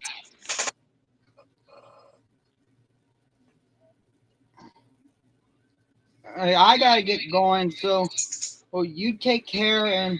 Hey, Dashy, Oh. thanks for being on, man. It's 13-6. OU's going to get the ball in good, almost midfield now. Yeah. All right. So I gotta get going. I got my Bengals stream to do tomorrow. So. All right. Well, thanks for being on. Thank you for being on, man. Hey, nice talking to you, Dashi. Yeah, he's a OSU fan and a Bengals fan, and for basketball Bulls. Oh, just to let you know, man, I know that we don't have any turnovers, but technically, in my opinion, missing field goals is almost like a turnover. DFW just commented, "Get rid of this damn kicker." Yeah. I mean, it's a 56-yarder. I mean, Well, he most made the kickers 55, but the 56 couldn't hit was that. just a little, I thought that was going in. I thought so too, but I guess that for OU sure was looking on going that in. time. But we've missed 3 field goals. That's almost equivalent to 3 turnovers. I mean, you can make the argument it's sort of similar because remember, we're taking points off the board. You want to talk about taking points off the board? OU's probably left about at least 17 points off the board. Texas has at least left 9 points off the board. Could be the score could be 23-22 OU with 11 minutes left. Like we're leaving points off the board. Just goes to show you that, we're fighting for every inch of yardage in this game. And credit goes off to both teams for playing well. But like I said, missing field goals is definitely not good. Yeah. I mean, unlike last year, this year, I mean, it's a tough game. It's a competitive game. This has been a competitive game. And I want to give a shout out to Dashy. I want to give a shout out to CG Bully and Young Link for at least dropping in. They didn't stay long, 5 minutes each, But they made an appearance. Where credit is due, they came in. Thank you guys for being a part of the show. And like I said, if Raptors girl wants to jump in, probably she wants to jump in as soon as OU probably scores and has a chance to win on the game-winning drive 5 minutes later. That's okay. Just drop on in and say hi.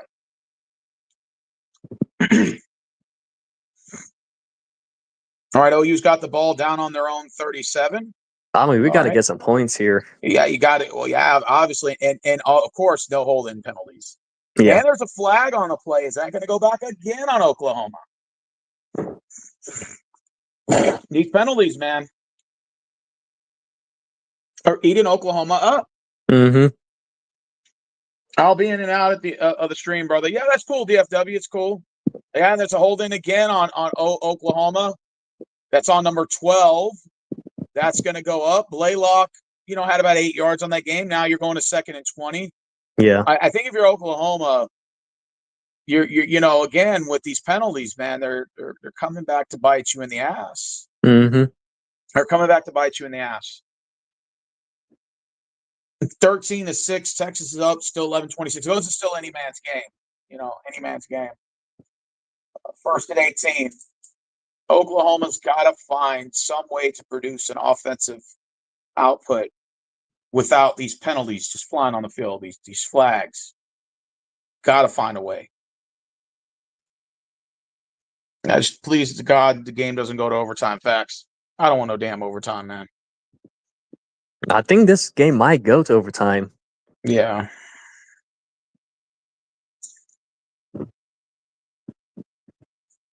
Imagine that. The game goes to overtime. Mm-hmm. Unbelievable if that does. Yep. Yeah. If that game goes to overtime, dude, that'd be crazy.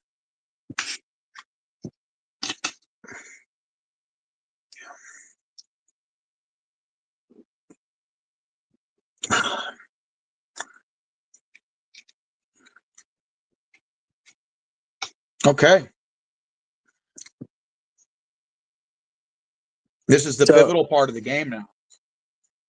We are now down to 11 minutes. What is it, 11 minutes left? Yeah. Yeah, I think it's 11 minutes. Yeah, somewhere around there. About the 11-minute mark. 11:33. So, you talked to a lot of Texas fans, correct, Steven? So, what was their mindset coming into this game? Were they like, did they have the same mindset as you, like, not confident about this game? Yeah, or just we're not talking shit this week. We just hate OU, but we just want to get a win. Yeah. Obviously, stop the bleeding. 2 L's. Try to salvage the season in some way. Yeah. So, as of now, are you feeling 13-6, confident, man. We might lose. or you still have that same feeling before the game? No, I mean I feel a lot more confident at this point, but it's again missing field goals, leaving points on the board. I mean, I'm glad we're not turning over the ball.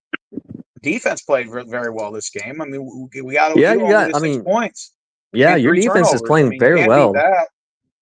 I mean, my defense is playing very well as well. I mean, pretty good as well. Oh, but your I'm defense just is playing like, monster as well. hey, when we're gonna force turnovers? Like, well, hey, the 3 missed field goals count for something.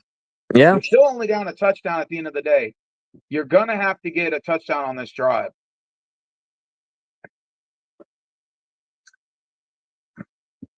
Yeah, we got to. I mean, at least a field goal. I mean, something at least. We just can't be doing, 3 and out, 3 and out, 3 and out. Or turning over the ball.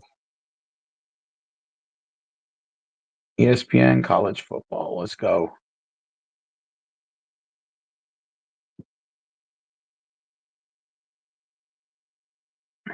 So how do you feel about the SEC on ESPN? Do you like that? Or do you kind of wish the NBC would have kept the SEC?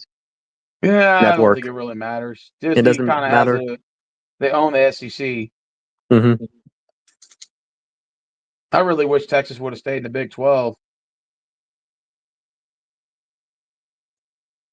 For me, like, yeah, I do miss the Big 12, but at the same time, like, then, I mean, I want to point this out, it was Texas' fault that that kind of, like, ruined the conference. No, the ball Let's be honest. Like, you guys didn't want to give up the network. You guys didn't want to share the money, so that's why Nebraska, Missouri, Texas A&M, Colorado left. Oh yeah, TCU wasn't a nice addition, but oh, never mind. We just stepped out of bounds, and then we touched the ball. So I think OU still has it, but it's going to be 3rd down. Yeah. Yeah, you guys lost a lot of yards on that play. Mm-hmm. Yeah, this drive is not going well. 2nd and 30. Jesus fucking Christ. 2nd and fucking 30. But did you? But do you get where I'm coming from, Steven? Yeah, I get what you're coming from. Y'all just got about 8 yards. Yeah. 3rd down and 22. I mean, I just feel like since like Nebraska, Texas A&M left, like for us, that kind of like hurt our programs a bit because we lost rivals. Well, I mean, it's also the Big 12's fault too for not improving on the conference. Mm-hmm. So they also share a little bit of the blame too. And Yeah, Texas it was holds a their little fault bit as of well. the blame too for them not wanting to share the network money and all that. I get it. You know, but the Big 12 also is at fault for taking forever to address it. Mm-hmm. That's true. Is that a flag? Nope, they're not going to get one. 4th and 21. I don't agree with on the point that yes, we could have adding Notre Dame could have helped the conference as well. To me, TCU was a nice addition. West Virginia, I don't care about them. Well, they added a lot To be of honest teams with you. now, Huh? like BYU, Cincinnati, Yeah. Arizona State. I mean, they added a bunch of teams, but you know, again, it's the Big 12's fault for not doing anything Mm-hmm. to improve the conference and only leaving Yeah. it to 10 freaking teams and having essentially the Big 12 championship game be a stupid ass rematch. You know, Mm-hmm. it's their fault. They have no one else to blame. They're main cause of it. Oh, and Texas just returned it for a touchdown. Damn. Yeah, I think that's game. it, man. Oh, you can't do anything offensively. I think that's a wrap, bro. Yeah, I think it is. I mean, unless some miracle happen on our side on the offense. Now, man. Looks like it's a wrap because of how John Mateer's But throwing. no, I was about to say, yes, they did add teams like UCF, Cincinnati, Arizona State. I mean, I could see. I mean, but they're not like top programs that gets you excited. You know, they're not like an Alabama or LSU. You know what I'm talking about? Or They're Florida. They're almost. Said, it's the Auburn. Big 12's fault for doing nothing to recruit. I mean, there's some schools that have potential, but it's not like it doesn't replace what we have with Oklahoma and Texas, of course. If I were the Big 12, I would have just added responsibility to enhance the conference. They kept it at 10 teams for a long time. They refused to do anything. They wait till the last minute to address it. By the time Texas and OU decide to go to the SEC, they're 70% of the blame. Mm-hmm. Yeah, I agree. You know, a lot of it has to do with. So, if you were like the Big 12, what teams will you add? I would try to add Notre Dame. I agree with you on that point. I mean, they could have TCU. I don't mind TCU because TCU was part of the Southwest Conference. Go ahead. I wouldn't have a problem with how they did it. Maybe they could have added a better school like Notre Dame, but isn't Notre Dame like an independent conference? Yeah, they're an independent, and they got a large contract with NBC, so it benefits them not to join a conference. Even though I think they're cheating by not joining a conference. That's what it seems like to me. But okay, when you look at the schools that you're talking about, dude, I think Arizona State has huge potential to be really good because of what they did previously. They almost gave Texas a run for their money in that playoff game. So I wouldn't take them out of the equation, because maybe in a couple years I might be attending some of those games over there when I move down there. Really? Yeah, it's in the plans, bro. I'm not going to be stuck around here for too long. Oh, okay. Nah, because at the same time, they're not the teams that get you excited, kind of like an LSU or like an Alabama. Oh no, they're not. Or Florida. But you get an excitement out of who they get, bro. They get these JUCO guys and all those other stuff. Like Brandon Ayuk came as a JUCO, and then you saw Cam Scatterbo came from Sacramento State, bro. Yeah, so it's true. You see a lot of these guys from Arizona State. They got some of these local kids out there too. So it's I'm getting a lot of the ideas, but they got potential, a little potential. But Arizona's kind of like whatever. Mm-hmm. Do you see the Jets going 0-17? I don't think so. Do you see a win on their schedule? I think they're going to get a win over the Dolphins at some point. Dude, the Dolphins are that bad, bro. I don't know. When you got Justin Fields at quarterback and there's no defense on the Jets, they look like dog shit. But I've told people that Justin Fields wasn't the answer at quarterback for but I'm a hater, bro. Come on. But to be honest with you, man, I think sooner or later down the line, Jets probably might sneak a win against like a really terrible Dolphins team or something. Yeah, or if they play the Raiders, they have a chance. Yeah. Hey, do the But- Jets even have the Raiders on the schedule? Because if they do, that's a win. CG, going back to the conference realignment, didn't you feel like Nebraska leaving? Same with Texas A&M. And I'll put Missouri and Colorado. It hurts the Big 12 conference as a whole. Kind of made it, like what it used to be. Yeah, Colorado's more of a clout, man, because of Deion Sanders draft. This ain't worth it, bro. They ain't that good. Yeah, we all know. Us three know that Colorado is not, that team. But it's all money because of Deion Sanders, of course. But yeah, I think you get more out of other teams like. I mean, I can understand some of the programs you're talking about. They're not the big catchy programs, but I think if you look at the potential wise, I think Arizona State has more upside than the rest of the guys. Cincinnati, BYU, all those teams they brought into the Big 12 would have been a nice little upgrade.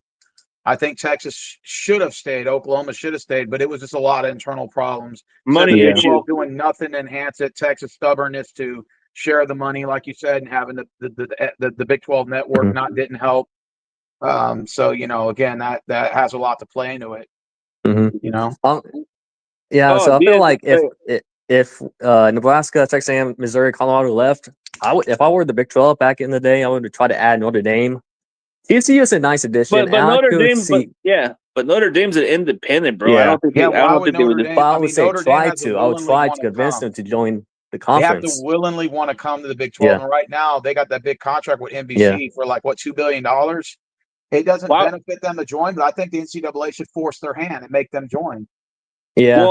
Well, that's the problem with some of them. You have BYU as an independent also. Yeah. See, BYU is the same way as Notre Dame because they both are. I guess they're like one of those church schools, right? Those church colleges. Yeah. BYU, yeah. Yeah. Nah, but you see how both of them are independent, right? Mm-hmm. So how would it benefit them to join, bro? It probably hurts their cause if they leave that contract. That's probably why they stay. And the best part about being an independent conference, bro, is you can play whatever competition they put you at. I mean, that's true. You actually my score here. Yeah, they got a first down there inside Texas territory. But like I said, they gotta score a touchdown. There's obviously they have to score a touchdown here. Mm-hmm. There is no ifs, ands, or buts here. Nope, can't make mistakes. John Mateer has been. I think they rushed him too soon. That's the problem. You think so? Well, it's to be honest, he's playing decent, but but dude, look at like one INT was his fault. The other two, it just bounced out of the wide receiver's hands. So it seems like the similar situation with Brock Purdy, man. You can't just rush your player out of injuries too soon. Yeah. Man. So you're saying, CG, that if Hawkins would have played, you think the game would have gone different? Maybe it would have been a lot closer and a lot better. Because I don't know, Mateer I think he was just making critical mistakes and he was rushed in. Hawkins didn't do too bad. Yeah. Hawkins didn't do too bad. It's just he may not be as good as Mateer, but he would have did enough. Yeah, the Big 12 is nothing. It's pretty much a trash conference if you think about it because they don't have Texas and Oklahoma, but all you can get from is Texas Tech as their big price now. Mm-hmm. That's pretty much what's good on the Big 12 is Texas Tech right now, if I'm being honest. Yeah. Because OSU, they're not doing good. I mean, they fired Mike Gundy. Yeah, Oklahoma State is just a dumpster fire, bro. Yeah. Oh, yeah. Houston just whooped their ass. Yeah, they did. Yeah. You know, every team that Oklahoma State played, they only won one game against a fucking Boy Scout team. Yep. Dude, what was the team they played? Texas Southern or some fucking team they beat? I think so, yeah. And then the rest of them, they lost. Getting sacked left and right, man. This kid has no chance out there. What, Mateer? Yeah, he's getting sacked. Yeah. Like the last two plays, literally got sacked. Ah, come on. All right, let me come right back. Let me come right back, guys. I got a call. All right. Maybe I shouldn't have told him that. I should have kept my mouth shut. 5:50 to go. But yeah, I mean, I agree with you, Steven, that I do kind of miss the Big 12, but at the same time, I'm a little bit excited in the SEC because you get to face new teams. I mean, if you can't beat them, join them. In this case, Yeah, Mateer's having a bad game. yeah, His confidence is completely just Shot. shocked to shit. yeah. Northwestern up 22-21, 3 minutes to go. Northwestern's ball. He said he got money on the Northwestern over Penn State. Huge upset. Dude, I don't know what Penn is State it lose? like for OU fans, like for OU when it comes to Texas. Like, yes, we're undefeated, but it seems like you guys got our number the last, couple Well, seasons. last 2 seasons. We won last year. Good y'all 34-3. Mhm. Our last 3 wins against y'all, I don't think y'all even scored a touchdown, including this game. Yeah.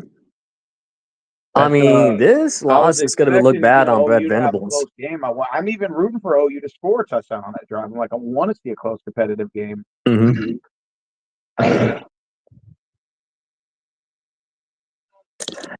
I mean, if or when OU lose this game, and we might lose a couple more games down the line, I could see Brent Venables being gone. Think so? Yeah. Yeah, I don't blame CG Bully for leaving the stream. I told him that, 2 sacks in a row by Mateer. That's not good. And I say this because, and the reason why I say this is because some of the board members, after last season, they're kind of like on to Brent Venables a bit. Okay, like you need to start winning now, Yeah. How many years And has I he think coached it's the this Sooners? landscape we live in now. Like if you don't, How many years deliver he's right coached the away. Sooners? Sorry, Simon, you were saying? How many years has he coached the Sooners? This will be his 4th season. Okay. I mean, I think we live in a landscape now that if you don't deliver right away, then you're on the chopping block. I mean, at 5-0, I know that's kind of sad. Like, you're ranked 6th in the nation. uh-huh. You can't lose to an unranked Texas team. But again, I know that Texas OU play each other, but Mhm. yeah, that's terrible. I mean, especially losing 1-3. I mean, being 1-3 to your rival. I mean, that's unacceptable. Well, of course it is. I think it's over at this point. Texas got the ball back 5:36. You just run the clock down. I mean, OU's defense, I think for the most part, they play phenomenal. The only 2 touchdowns. Well, I mean, Texas scored 1 offensive touchdown, but the other one came off the punt return. Mhm. But I mean, if you're OU, you just gotta. It's your offense at this point. And I think the defense played very well. Yeah. In the game, and offense is just not producing. They're not putting any points on the board. Can't do that. Yep. If I'm correct, I think OU doesn't even. Do they even have any timeouts? Yeah, they do have timeouts. Yeah, I was about to say, I think we should have all 3 timeouts. So still, but no. So after this game is over, and let's say you guys win, burying any like a comeback from OU, you guys still have a chance to go to the playoffs. Like if you guys, on the table, we'd have to win out, and then we'd have to have some help. Yeah, you guys We'd have gotta to win out and have have some some help. Yeah. You need to run the table, win out, and it's not gonna be easy. Like you guys got Georgia at Georgia. And Granted, it's not the same Georgia team as previous years, but it's still Georgia. Yeah, we go at Kentucky. We go at Mississippi State. There's no easy games there. Yep. I'm no longer looking past any of these teams anymore. I made that mistake against Florida and not doing that again. And you can't. Not doing that again. No, sir. And you know what? It's going to suck that if you guys win this game, the next week you guys lose to Kentucky. I mean that's a very big possibility. It is. That's why. Because it's at Remember, Kentucky. I just said I'm not looking past anyone on the schedule anymore. Taking it 1 week at a time. Damn it, 1 week at a time. And same for us. We're going to take it 1 week at a time as well. Yeah. Because our schedule doesn't get any easier.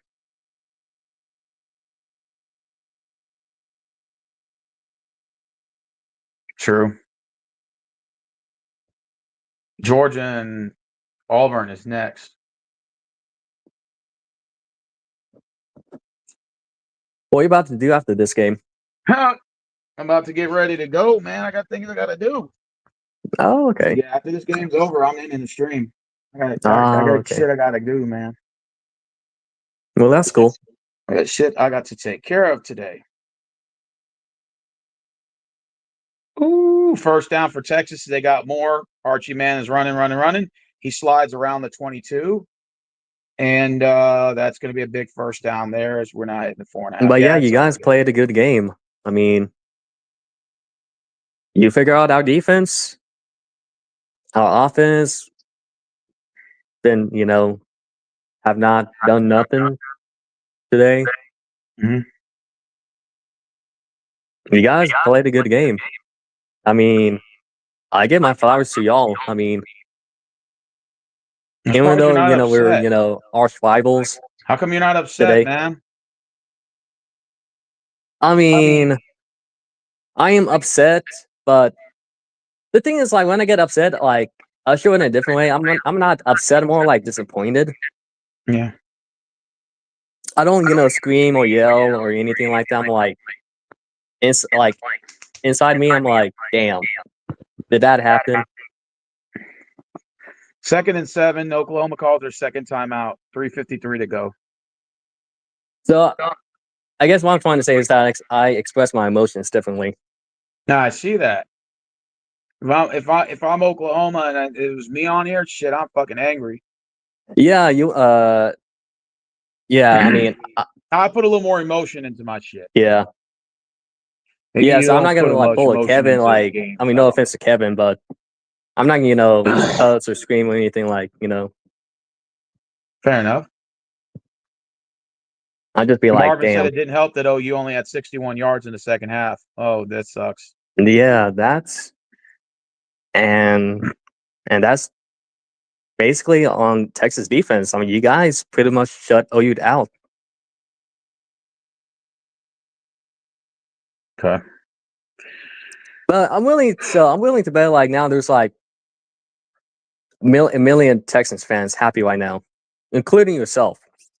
Well, of course. Okay, Yeah. we just lost about 6 yards on the play. And Or 4 I'm willing yards. to bet you that after the game is over, all OU fans on social media, like the content creators, you're talking. All They're right, just it's gonna now 3rd go down. on. You just called their final timeout. Yeah. OU fans is just gonna, like you mentioned, be angry, gotta try to blame someone, and rightfully so, because I'll admit to y'all, I'll admit to you, Steven, like coming to this game, yeah, like OU fans knew this would be a big game, but we were also kind of cocky, Yeah. We came into this game thinking like, hey, Texas is not playing good. They lost 2 games. We got this in the bag. Yeah, absolutely. And that's our fault,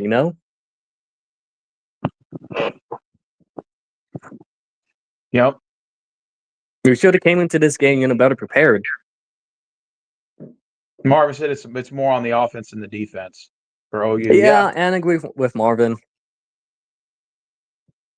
Marvin, I agree with you on that too.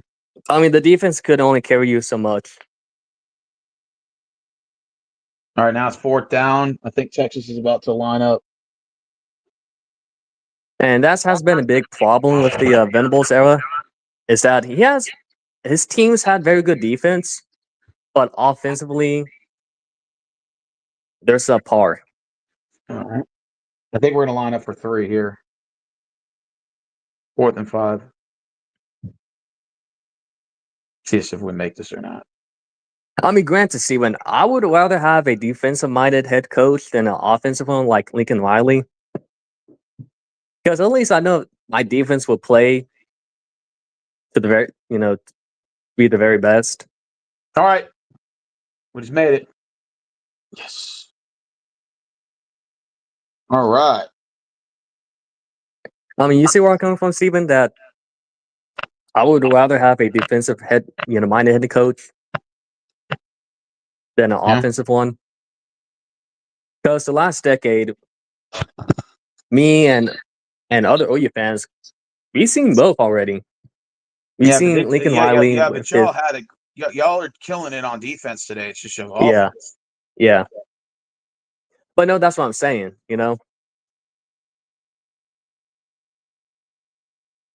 I would rather have like a defensive minded head coach than an offensive one. Because I know, like, yes, we will lose this game, but at least I know that my defense and the other games will keep us in the game, if that makes sense. Yeah. And instead of trying to, worry about, oh shit, can we stop this team on this drive, or Hey, can we Indiana's stop? up 27-20 over Oregon. 5:52 left, ball in Oregon Really, that's interesting. 29. Yep. Notre Dame's up 29-7. They should win that one. And then Colorado's up by a touchdown over Iowa State. Georgia Tech won 35-20. Let's see who else. Yep. So that's so far.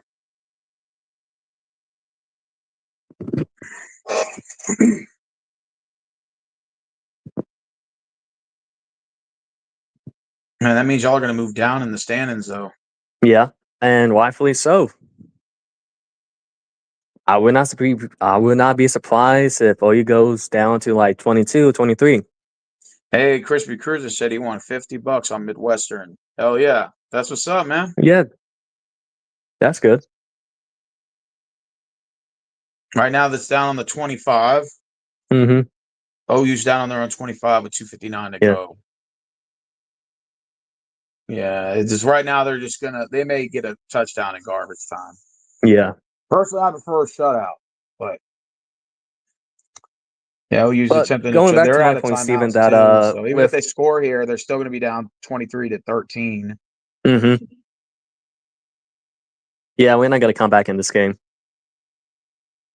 But going back to my point, Stephen, with Lincoln Riley, yeah, we have explosive offensive, but our defense sucked ass. Like, it was Oh yeah, I know. atrocious. That's the one thing Lincoln Riley was horrible at. Well, he Yeah. wasn't defensive guru, was he? No. Oh. No, the thing is, like, yes, like his offense, like we could score points, but our defense could have stopped a nosebleed. Couldn't have Well, you stopped can't keep talking about the past. Yeah, that's true. Got to look on to the But future, man. Lincoln Riley's not coming back. Yeah, I know, and I don't want him to come back because he left us hung out to dry. But I thought you said you would have preferred Lincoln Riley. Huh? I thought you just said earlier you would have preferred Lincoln Riley. Oh, did I? Yes. Wait. Oh, I think. While my bad. I misheard the question. I misheard the question. About how Lincoln Riley, you wanted to bring him back. Oh, no, I don't. I misheard the question. My bad, Steven. All right. We just got a big sack. We're headed to 2-minute warning. I think sometimes you ramble and you don't realize what you're saying, Marvin says. I do the same thing. Sometimes I can ramble for hours. You're just trying to make time go by. I don't want Lincoln Riley to come back. But yeah, we're going to keep the trophy hat. Yep. Yeah, we're going to keep the golden hat. Another year.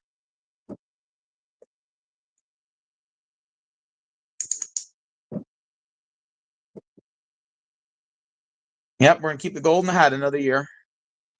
I think that's cool. With with rivalry games, like there's trophy at the end of it. Yeah, it's the golden hat. Yeah, the golden hat. And you got other games that have boots, or they have belts, or they have I think an axe. Yeah, I forgot. I think Minnesota and Michigan, they have an axe or something, like a lumberjack. I don't know. They have the Iron Bowl. Is Auburn in Alabama, but I don't know what theirs is. I'm just glad we got the dub. Hey, congratulations. 3-hour stream.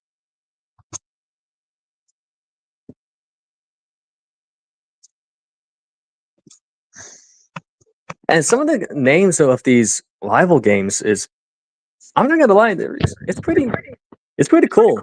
Kind of like Oregon State, kind of like the Holy War. No, it's not the Holy War. It's the Civil War. What do they call that game? Huh? What do they call Oregon State? The Civil War, Oh, I didn't know that. and I think BYU and Utah they call it the Holy War. Oh shit. Yeah.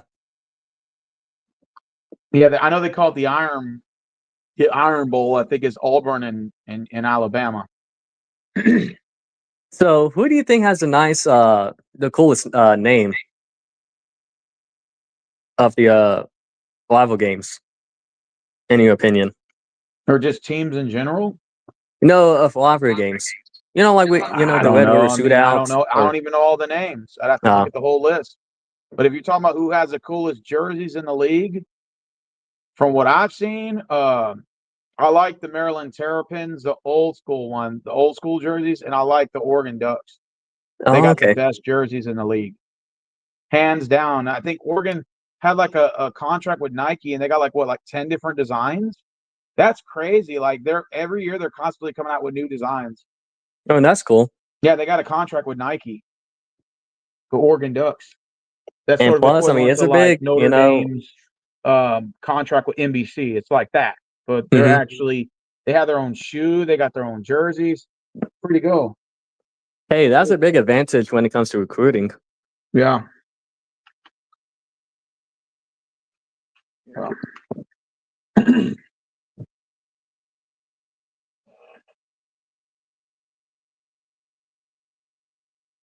301. I mean, 3 hour stream, man. I was expecting a better game. Maybe Raptors girl not showing up to the stream, Steve, was a good idea. Well, yeah, 'cause I mean, what else you got to say to add to it? I mean, it was a close game in the first half. Yeah. Then the second half, I it think it all just went to came down shit to for those OU. turnovers that OU had. I think it just eventually caught up to them. Yep, it did. Those That turnovers. and the penalties. Yeah, and penalties too. Yeah. So, Stephen, who does the Texans face this week? Do they play Next this week week? we got at Kentucky. No, the Texans. We got a bye. Then we play at Seattle on Monday Night Football next week. Oh, okay. Yeah, we got a bye. We're off. We're off tomorrow. OU just got the ball in the Texas 45, so they're obviously trying to score. I guess before they leave, make it at least 23-13. Yeah.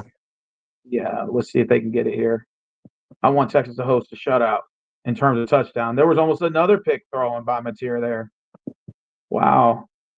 But his receiver, number 84, had to jump in front of it and swat the ball down, which was smart on his move.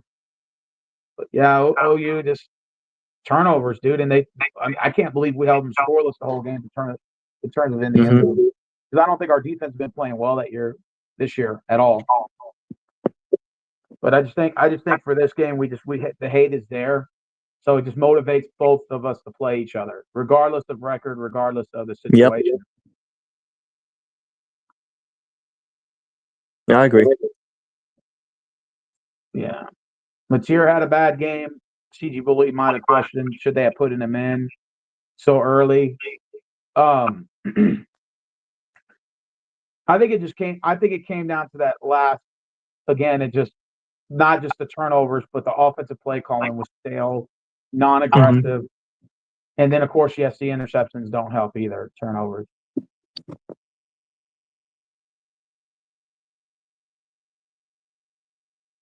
Feels good to get a win.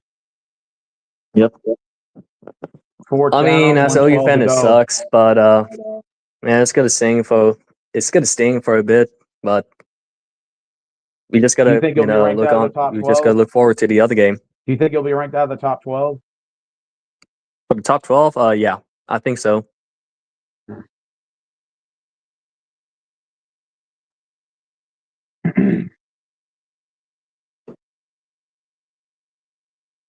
But yeah, I mean, after this game, I mean, we just gotta get prepared for South Carolina and hopefully get a W. Because if And not, I Mateer still mean, couldn't get the ball off. Deep our down. season might be like last season. Well, it's the It could happen, final. like, It's final now. 103 to go. Texas got the ball back, and this game is going to come to an end. The final score: Texas Longhorns 23-6. OU 6. Well, I just want to go ahead and end this stream because I got things I got to do. Appreciate you for being on the stream for 3 hours and 4 minutes with me. Hey, nice of you for having me on the stream. Yeah, Like, thank you, man, and I'll see you around. All right, you take care. okay, thanks. You too. Always welcome.